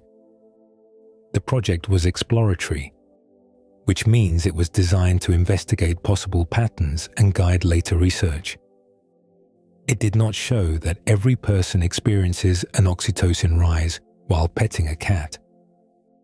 The findings also cannot prove that a particular hormonal change creates a lasting health benefit. Urinary measurements provide one limited view of a chemical system that changes across time and throughout the body. Purring requires similar care in how it is understood. A relaxed cat may purr while resting against a person, nursing kittens, or receiving gentle contact. The vibration can feel steady through a hand or leg, and many people find the sound comforting. Cats also purr in less peaceful situations. An animal may produce the same basic sound while frightened, unwell, injured, or seeking attention and care. Purring, therefore, cannot serve as a simple sign that everything is comfortable. Claims about purring healing human bones often begin with the frequencies found in feline vibrations. Some of those frequencies overlap with ranges used in research on mechanical stimulation and tissue. Frequency overlap alone does not show that sitting beside a purring cat repairs a fracture. A clinical treatment requires controlled testing, measured doses, and clear evidence of improvement. Ordinary feline purring has not been shown to function as a medical device. Its real value can remain simpler. A familiar sound may become linked with calm evenings and safe contact. Warm fur supplies steady sensory input. The small rise and fall of the cat's body gives the hand a slow rhythm to follow. These effects can feel deeply comforting without requiring a claim of physical healing. Comfort also depends on how the contact began and how it continues. A cat that approached freely may remain loose against the person. After several minutes, the tail tip might begin to move, or the head may turn away. A responsive hand pauses at that change. Holding the cat in place or continuing after withdrawal begins can alter the entire experience. The body that had been resting may tighten in preparation to leave. Social contact affects physiology through several senses working together with memory and expectation. Familiarity can support safety, while unwanted restraint increases uncertainty. The outcome belongs to this particular person, this particular cat, and this particular moment. Warmth and purring may offer genuine comfort. The relationship beneath them still depends on food, clean surroundings, exercise, medical attention, and the person who must provide those things every day. The quiet moment on the sofa may end with the sound of litter scattering across the floor. A few minutes later, the cat may cough up a hairball beside the rug or begin scratching the corner of a chair. The relationship continues through these ordinary tasks as much as it does through purring and warmth. Every cat depends on someone to keep its basic resources safe and usable. Food must suit the animal's age, health, and energy needs. Fresh water needs to remain available in a clean bowl or fountain. Litter trays require regular scooping, along with complete cleaning often enough to prevent a heavy buildup of waste and smell. The cat also needs daily attention to movement, play, and changes in behavior. Observation is part of care. A person may notice that the cat has left food behind for 2 mornings or has begun drinking more often. The animal might hesitate before jumping onto a familiar chair. A cat that once used the litter tray reliably may begin avoiding it. Small changes can reflect stress, pain, illness, or a problem with the environment. Sudden or persistent changes deserve proper attention and may need to be discussed with a veterinarian. They should not simply be accepted as a new personality habit. Long-term care reaches beyond the daily routine. Veterinary examinations help track weight, teeth, heart sounds, skin, joints, and other parts of the body that can change gradually. Dental disease is common in cats and may remain difficult to notice at home until eating becomes uncomfortable. Vaccines may be recommended according to local disease risks, age, health, and whether the cat goes outdoors. Parasite prevention also depends on the animal's environment and veterinary advice. Some cats eventually require tablets, liquid medicine, special diets, or repeated appointments. A carrier needs to be available before an emergency occurs. Leaving it open in the home with familiar bedding can make it less frightening than a box that appears only before a stressful journey. Unexpected treatment may still require transportation, flexible time, and money. The exact cost varies greatly by region and by the cat's condition. The responsibility remains present even when life becomes inconvenient. Cats also bring physical traces of themselves into a home. Loose fur gathers on clothing and furniture. Litter, granules may travel several meters from the tray on the cat's paws. Claws can mark fabric or wood when suitable scratching surfaces are unavailable or less appealing. A curious cat may chew a houseplant, push an object from a shelf, or climb onto a counter soon after it has been cleaned. Some cats vocalize outside a closed door. Others wake their people before sunrise because the household routine has taught them that morning food follows human movement. These behaviors can interrupt the protected time an introverted person values. A work session may pause because the cat is walking across the keyboard. Sleep may be broken by running feet in the hallway. A quiet weekend at home can include grooming, vacuuming, washing bowls, and cleaning a carrier after an accident. The person may appreciate the cat's low-pressure presence while still finding parts of care tiring. Travel creates another layer of planning. A large bowl of food and several containers of water do not provide safe care for an extended absence. Water can spill. Automatic feeders can fail. The cat may become ill, trapped in a room, or unable to reach a litter tray.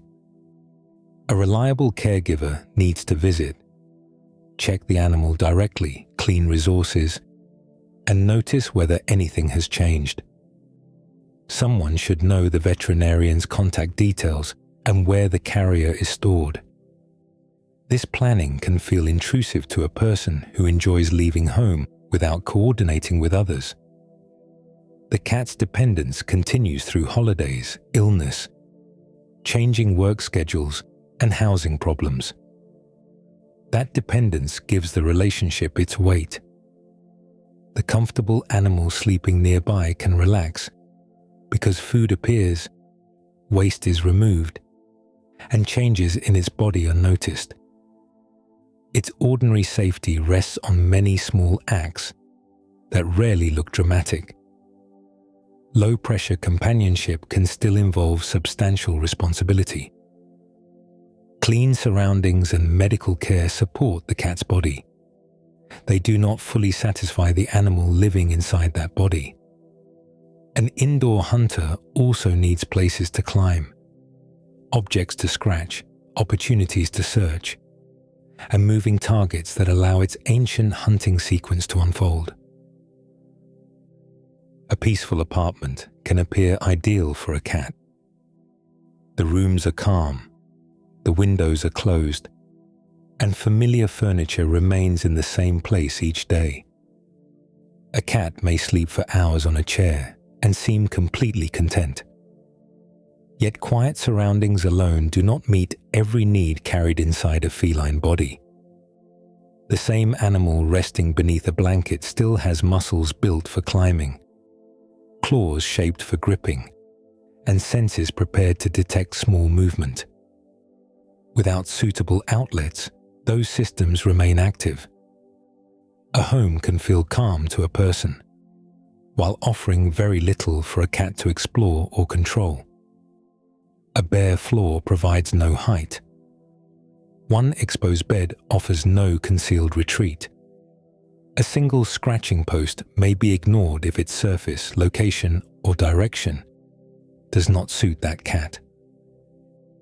Toys left motionless in a corner quickly lose much of their value because prey does not usually remain visible and still for days.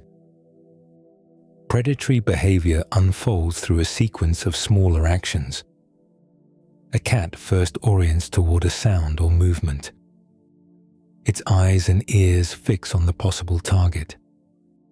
The body lowers during watching and stalking. A short chase may follow, ending with a pounce. The front paws grasp while the mouth prepares to bite. After capture, the cat may kick, carry, or manipulate the object. Every hunt does not include every step. A beetle on the floor produces a different response from a bird moving beyond a window.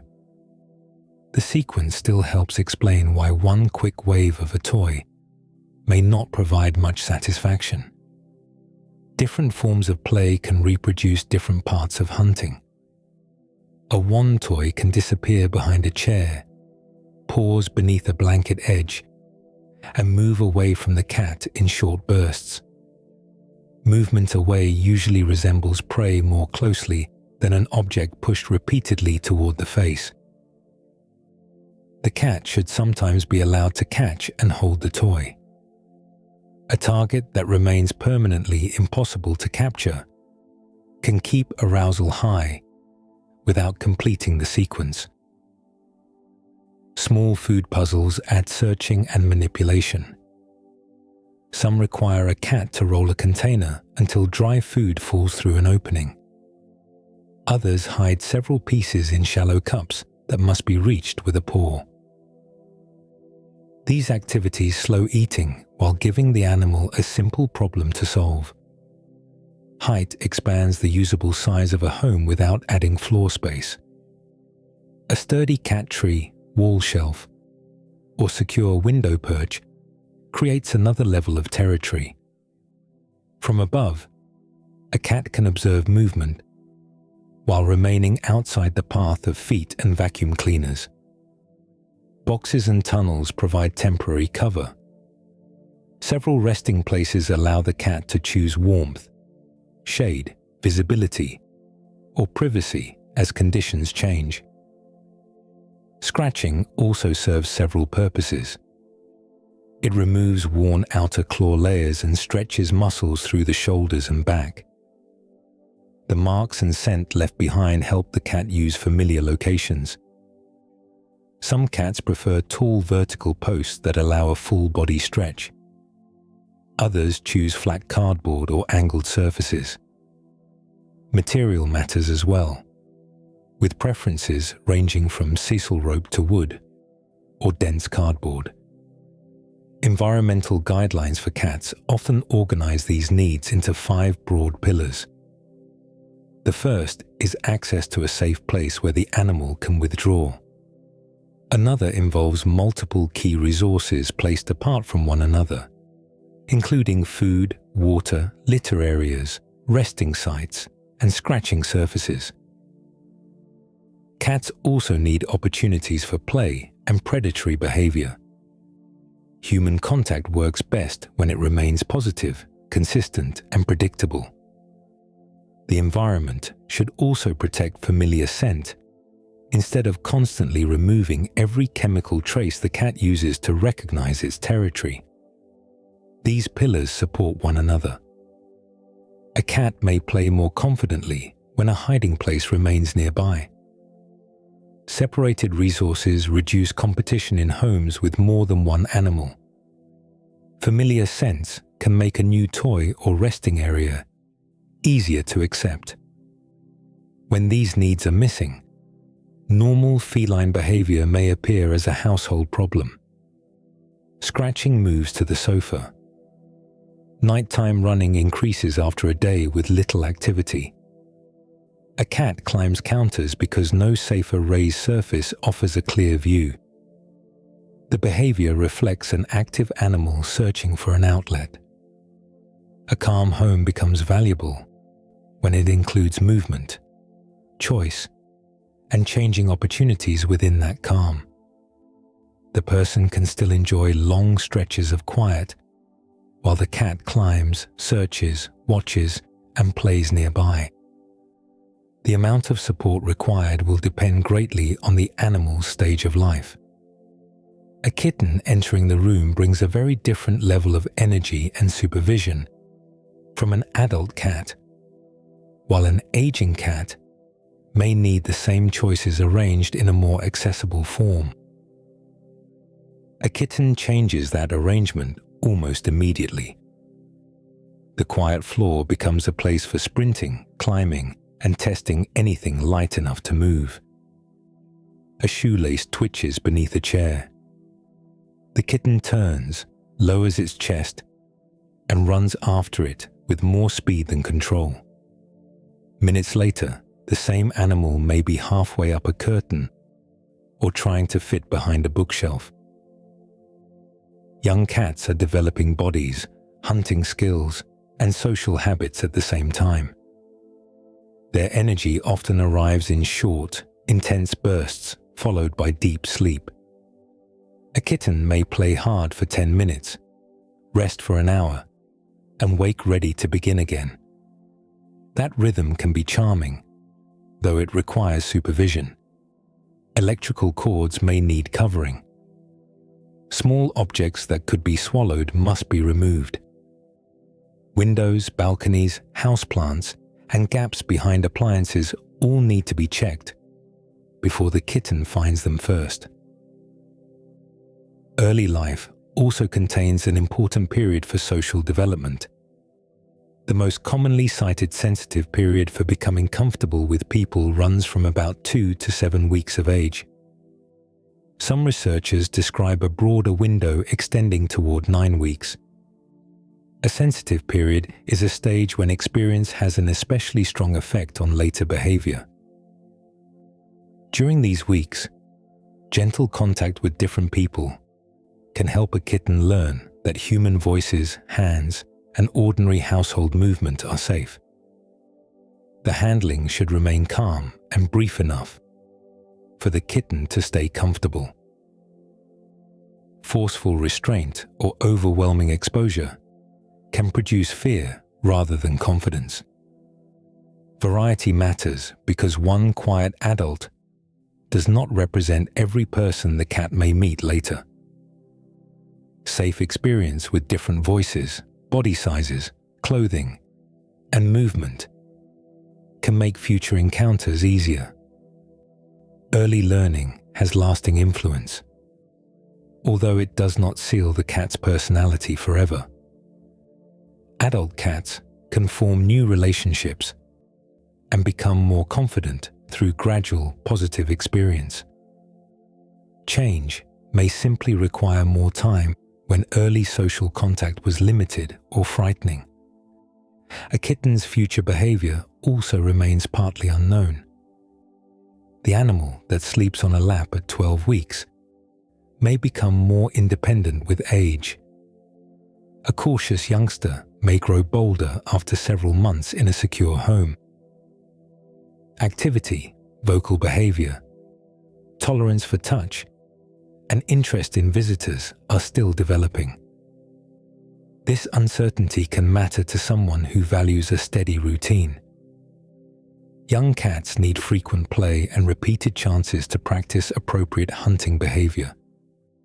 They may wake people during the night, bite hands during overexcited play, or climb onto work surfaces, while attention is focused elsewhere. An adult cat often offers more visible information. Shelter staff or foster caregivers may already know whether the cat enjoys prolonged touch, follows people from room to room, or prefers resting nearby. Its usual activity level may be easier to judge. Patterns around visitors, play, food, and vocalizing may also have become clearer. For an introverted person seeking calm companionship, this information can make matching more reliable. An adult cat may still be energetic and demanding. Age reduces some uncertainty, without removing individual difference. Senior cats bring another set of needs. The age at which a cat is considered senior varies, though many veterinary guidelines begin using the term around 11 years. Aging can affect joints, muscle strength, hearing, vision, teeth, and the ability to regulate body temperature. A tall cat tree that was easy to climb at 6 years may become less comfortable at 14. Lower platforms, steps, or a ramp can preserve access to favorite places. Warm beds may become more appealing as the body loses heat more easily.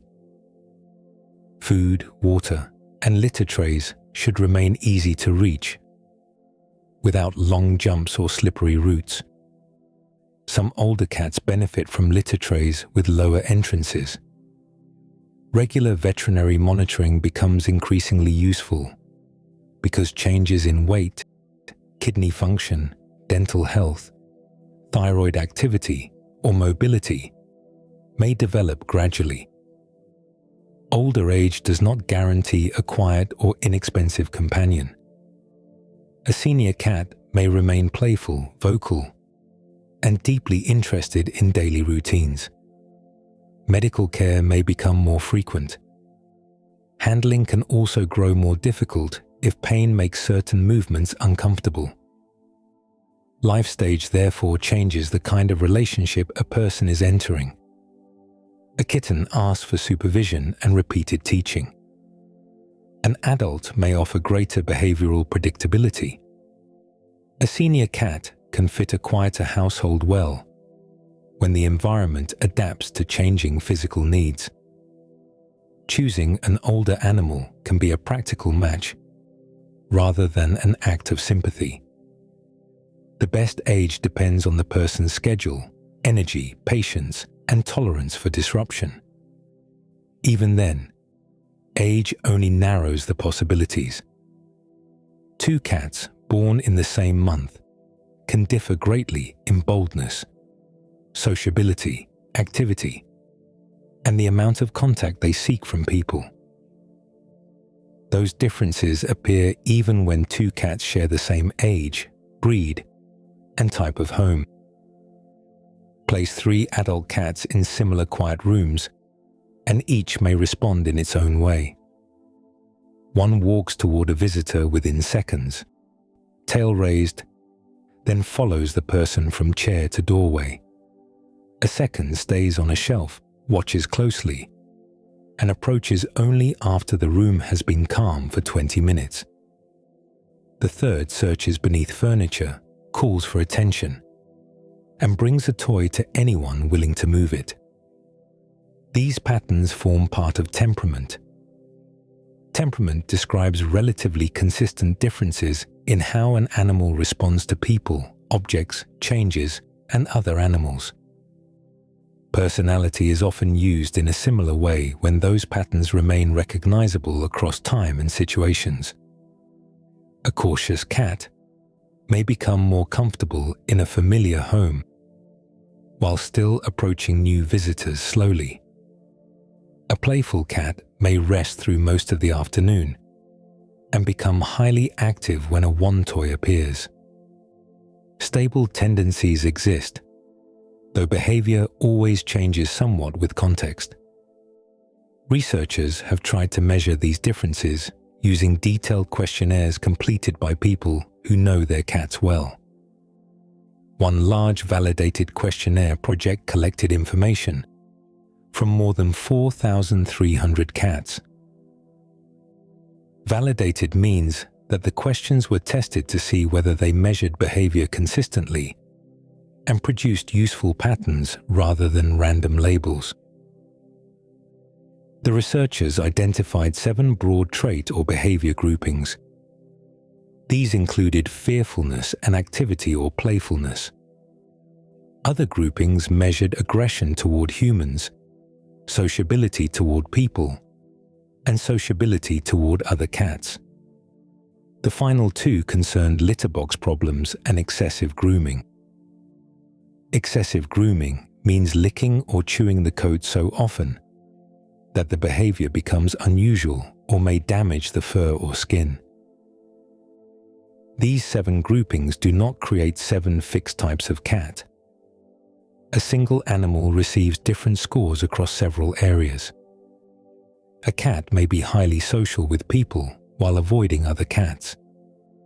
Another may be playful and bold during games, but fearful when an unfamiliar visitor enters. Different feline personality systems also use somewhat different categories. Some focus on traits such as boldness, friendliness, impulsiveness, or dominance.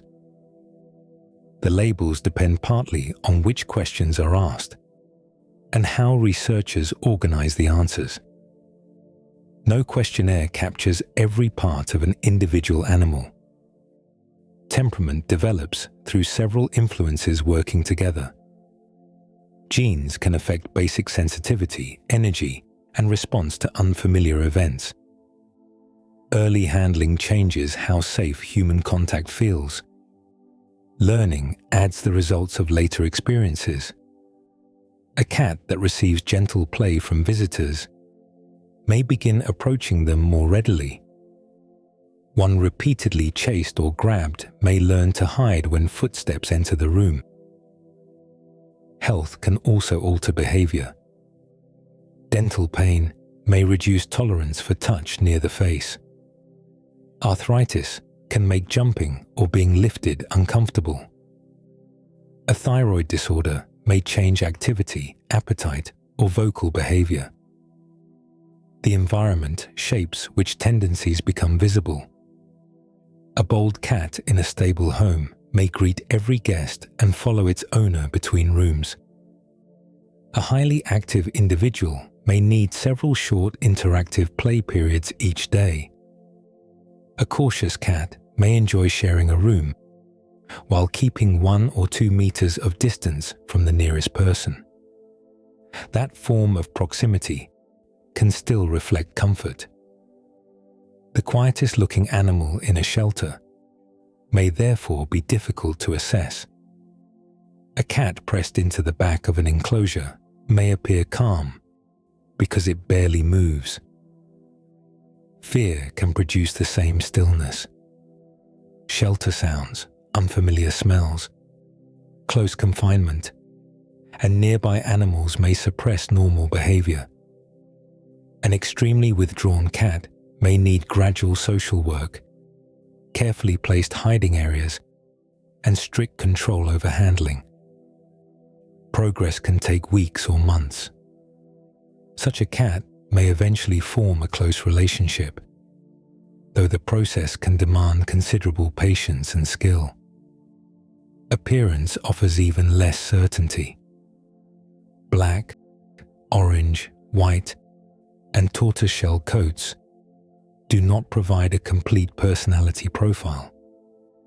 Sex and breed may be linked with some average tendencies, yet individual overlap remains wide. A 5-minute meeting also gives only a narrow sample of behavior. The cat may be tired, frightened, overstimulated, or interested in something outside the room. A better match begins with repeated observation and information from people who have seen the animal across different situations. The useful goal is compatibility between two individuals. One person may enjoy a vocal cat that follows closely.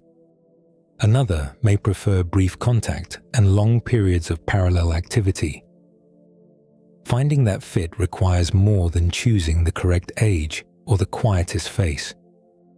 It requires learning how the cat actually lives when it feels safe enough to behave normally. Inside an adoption room, several cats may be visible at once. One sits at the front of an enclosure and reaches toward passing hands. Another remains beneath a blanket. A third watches from a shelf while people move through the room. These first impressions can be useful, though they rarely show how the same cats behave after several quiet weeks in a home. Shelters contain many unfamiliar pressures. Doors open and close throughout the day. Disinfectant, food, bedding, people, and other animals create layers of scent. Nearby dogs may bark. Cats may hear metal bowls, rolling carts, ventilation systems, or voices from rooms they cannot see. Routine changes when staff shifts begin. Visitors arrive and cleaning takes place. Confinement also limits distance. A cat that would normally retreat several meters may have only a small box or raised bed available. These conditions can suppress behavior. A playful cat may become still. A social cat may hide. The same environment can intensify other reactions. An anxious animal may vocalize frequently, pace, refuse food, or strike toward a hand that approaches too quickly. Shelter behavior reflects real information about how the cat is coping in that moment. It does not always provide a complete picture of ordinary home life. Foster caregivers can sometimes fill in those missing details. A foster home exposes the cat to familiar domestic sounds, such as cupboards, televisions, showers, and footsteps in a hallway. The caregiver may observe what happens during remote work, overnight hours, visitors, cleaning, and meal preparation. They may know whether the cat sleeps beside a person, remains elsewhere in the same room, or prefers a private bed. That information can be especially useful for an introverted adopter searching for a particular style of companionship. Useful questions should focus on behavior rather than broad labels such as friendly or shy. Does the cat seek laps, or does it usually settle 1 or 2 meters away? Does it enjoy several minutes of touch, or does it prefer short contact around the face? How often does it call to people? Some cats use a small number of soft sounds. Others vocalize whenever a door closes or a person leaves the room. Play style matters as well. A cat that chases a wand toy intensely several times each day may need more active involvement than one that prefers slower searching games. The adopter should ask how the cat responds to visitors and whether it has lived safely with other animals. Time alone also matters. Some cats sleep comfortably through a workday. Others become restless or seek frequent contact when the household is occupied elsewhere. Known medical needs, grooming requirements, and litter habits belong in the same conversation. A cat with arthritis may need low entry points and easily reached resources. An animal with a history of litter avoidance may require several trays, careful placement, or veterinary follow-up. These details should then be compared with the person's actual life. Working hours determine how much contact and play can happen during the day. Travel creates a need for dependable care. Noise tolerance matters when a cat is vocal at dawn. Housing rules may limit the number of animals or require specific arrangements around balconies and windows. Finances affect food, routine care, and the ability to manage unexpected illness. Transport becomes important whenever the cat needs a clinic. Available space matters less than how well that space is arranged, though even a small apartment needs room for separated resources, hiding places, and vertical movement. Adoption studies show that people often give strong weight to appearance and apparent friendliness. A particular coat pattern or one eager greeting can create an immediate sense of connection. That feeling may be genuine, yet daily compatibility depends on many behaviors that are harder to see during a short visit. Unrealistic expectations can contribute to cats being returned when the home experience differs from the imagined one. Matching assessments can help organize the available information. They may compare activity level, social behavior, handling tolerance, and household needs. These systems improve the quality of the conversation, though they cannot guarantee an exact outcome. Behavior changes as the cat feels safer, learns the new routine, and reacts to a different environment. Choosing slowly can therefore be an act of care. It gives the person time to notice whether the animal's real needs fit the life already being lived. Even the most careful match remains a prediction. Sooner or later, the person must meet the actual cat who wakes at an unexpected hour, refuses a chosen bed, seeks more contact than expected, or wants far less of it. A careful adoption process can reveal much about a cat, yet the person's own daily habits deserve the same close attention. The clearest test begins with ordinary inconvenience, rather than the peaceful image of a cat asleep beside a book. Imagine being woken at 4 a.m. by paws moving across the bed. The cat may be hungry, restless, unwell, or responding to a routine that has formed over many weeks.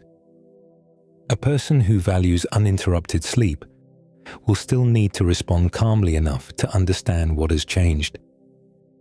Concentration can be interrupted in similar ways. A cat may sit across a keyboard during work, call from behind a closed door, or begin scratching furniture during a quiet afternoon. These moments reveal whether the person can adjust without treating the animal's normal needs as a personal offense. Active care also continues when stillness feels more appealing. A cat that has slept through much of the day may become energetic in the evening. Providing 10 or 15 minutes of focused play can require the person to stand, move a wand toy, and follow the cat's changing interest. This effort may be needed after a tiring workday or during a weekend that was meant to remain quiet. Cleaning brings its own honest measure. Litter must be removed even when the smell is unpleasant. Hairballs, spilled water, tracked litter, and occasional accidents require practical attention. Resentment can grow when someone enjoys the cat's presence, but dislikes nearly every task that supports it. Long-term readiness also depends on planning beyond the home. A veterinary clinic may be several kilometers away. The cat may resist entering a carrier or vocalize during the journey. Transport, appointment time, and emergency funds need to exist before a serious problem appears. A dependable backup caregiver matters as well. Illness, travel, family emergencies, or housing repairs can make it impossible for one person to provide every meal and cleaning visit. Someone else must know how to enter the home, where supplies are kept, and which changes in the cat's behavior deserve attention. The imagined relationship may also differ from the one the cat offers. A person may picture an animal sleeping on their lap each evening. The adopted cat may prefer the opposite end of the sofa and resist being held for its entire life. Another cat may seek far more contact than expected, following from room to room and calling whenever a door closes. Both patterns can fit healthy feline behavior.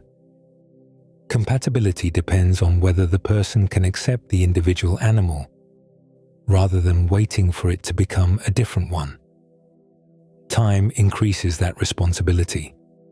A young adult cat may live for 15 years or longer. During that span, jobs can change, rent can rise, and relationships may begin or end. The cat will also age. Medication, lower litter trays, more frequent examinations, or changes to the home may become necessary. Caregiving capacity shows itself through these changing conditions. Introversion may influence which parts of the relationship feel pleasant.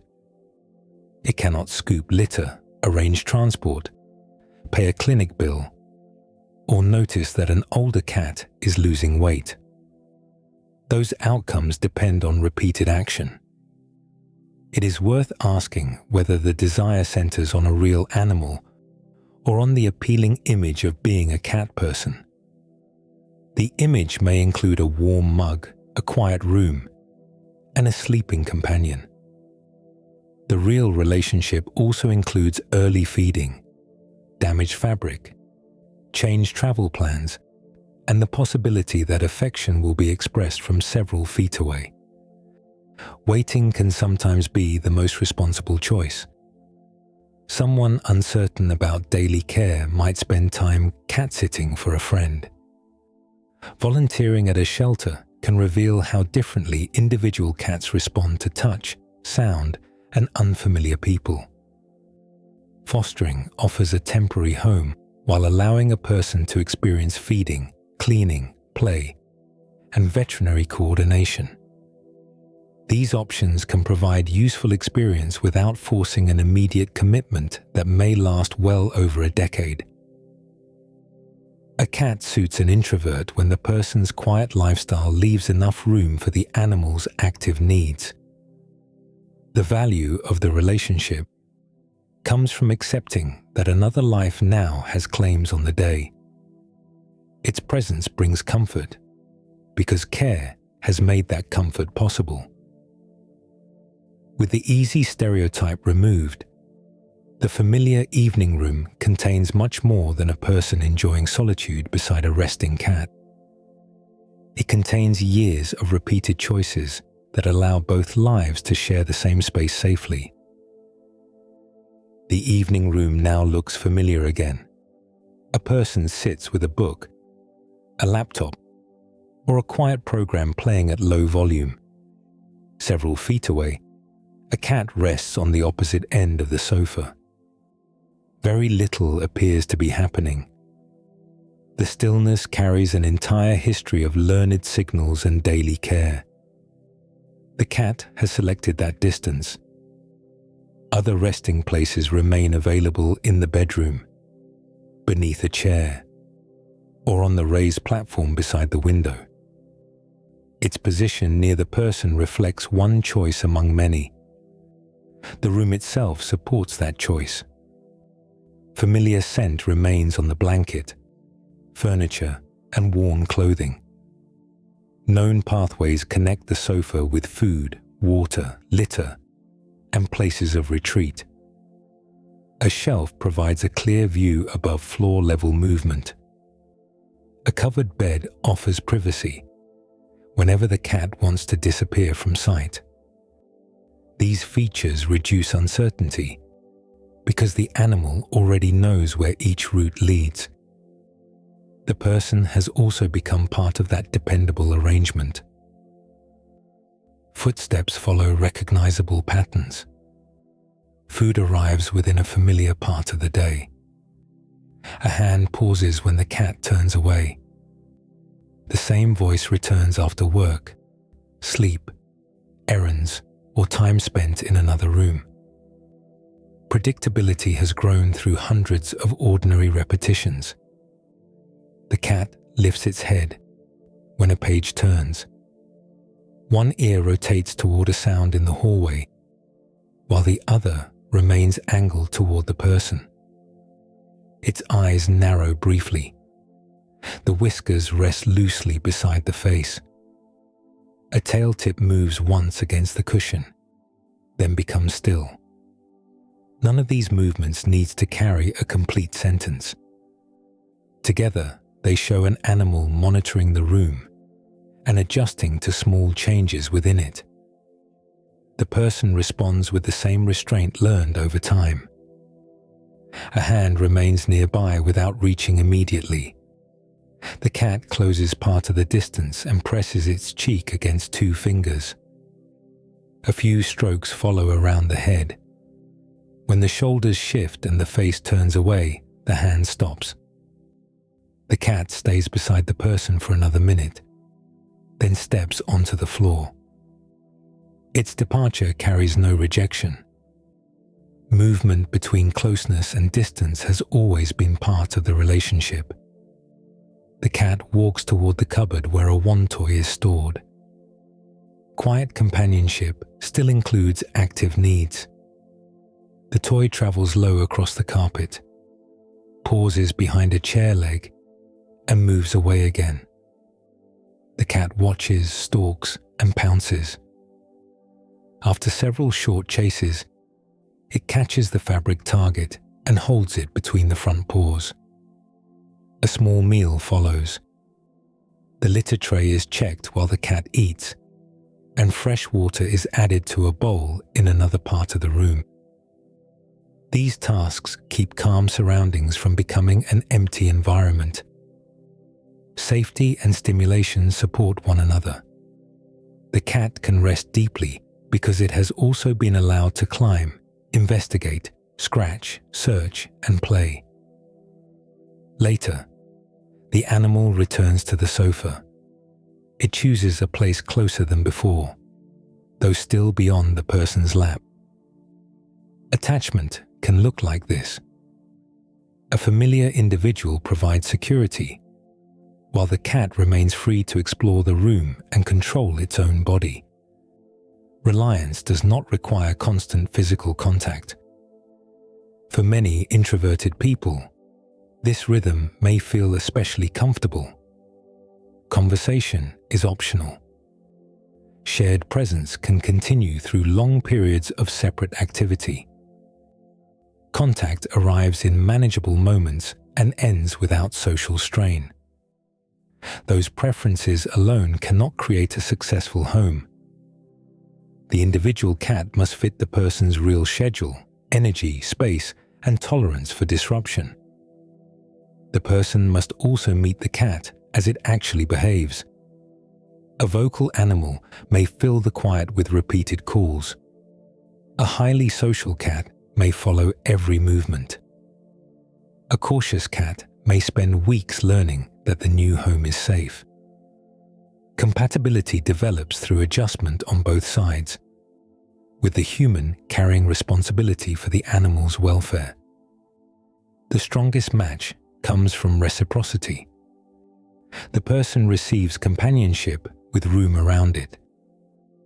The cat receives dependable resources, freedom of movement, opportunities for natural behavior, and attention that changes when its signals change. Neither individual needs to remain constantly engaged. Their connection becomes visible through repeated choices made across months and years. The cat approaches. The person responds. Distance opens again, and familiarity remains. Eventually, the animal settles nearby, within the known scent and warmth of the shared room. It stays because closeness is available without pressure. Space remains safe, and this particular home allows both lives to move at their own quiet pace.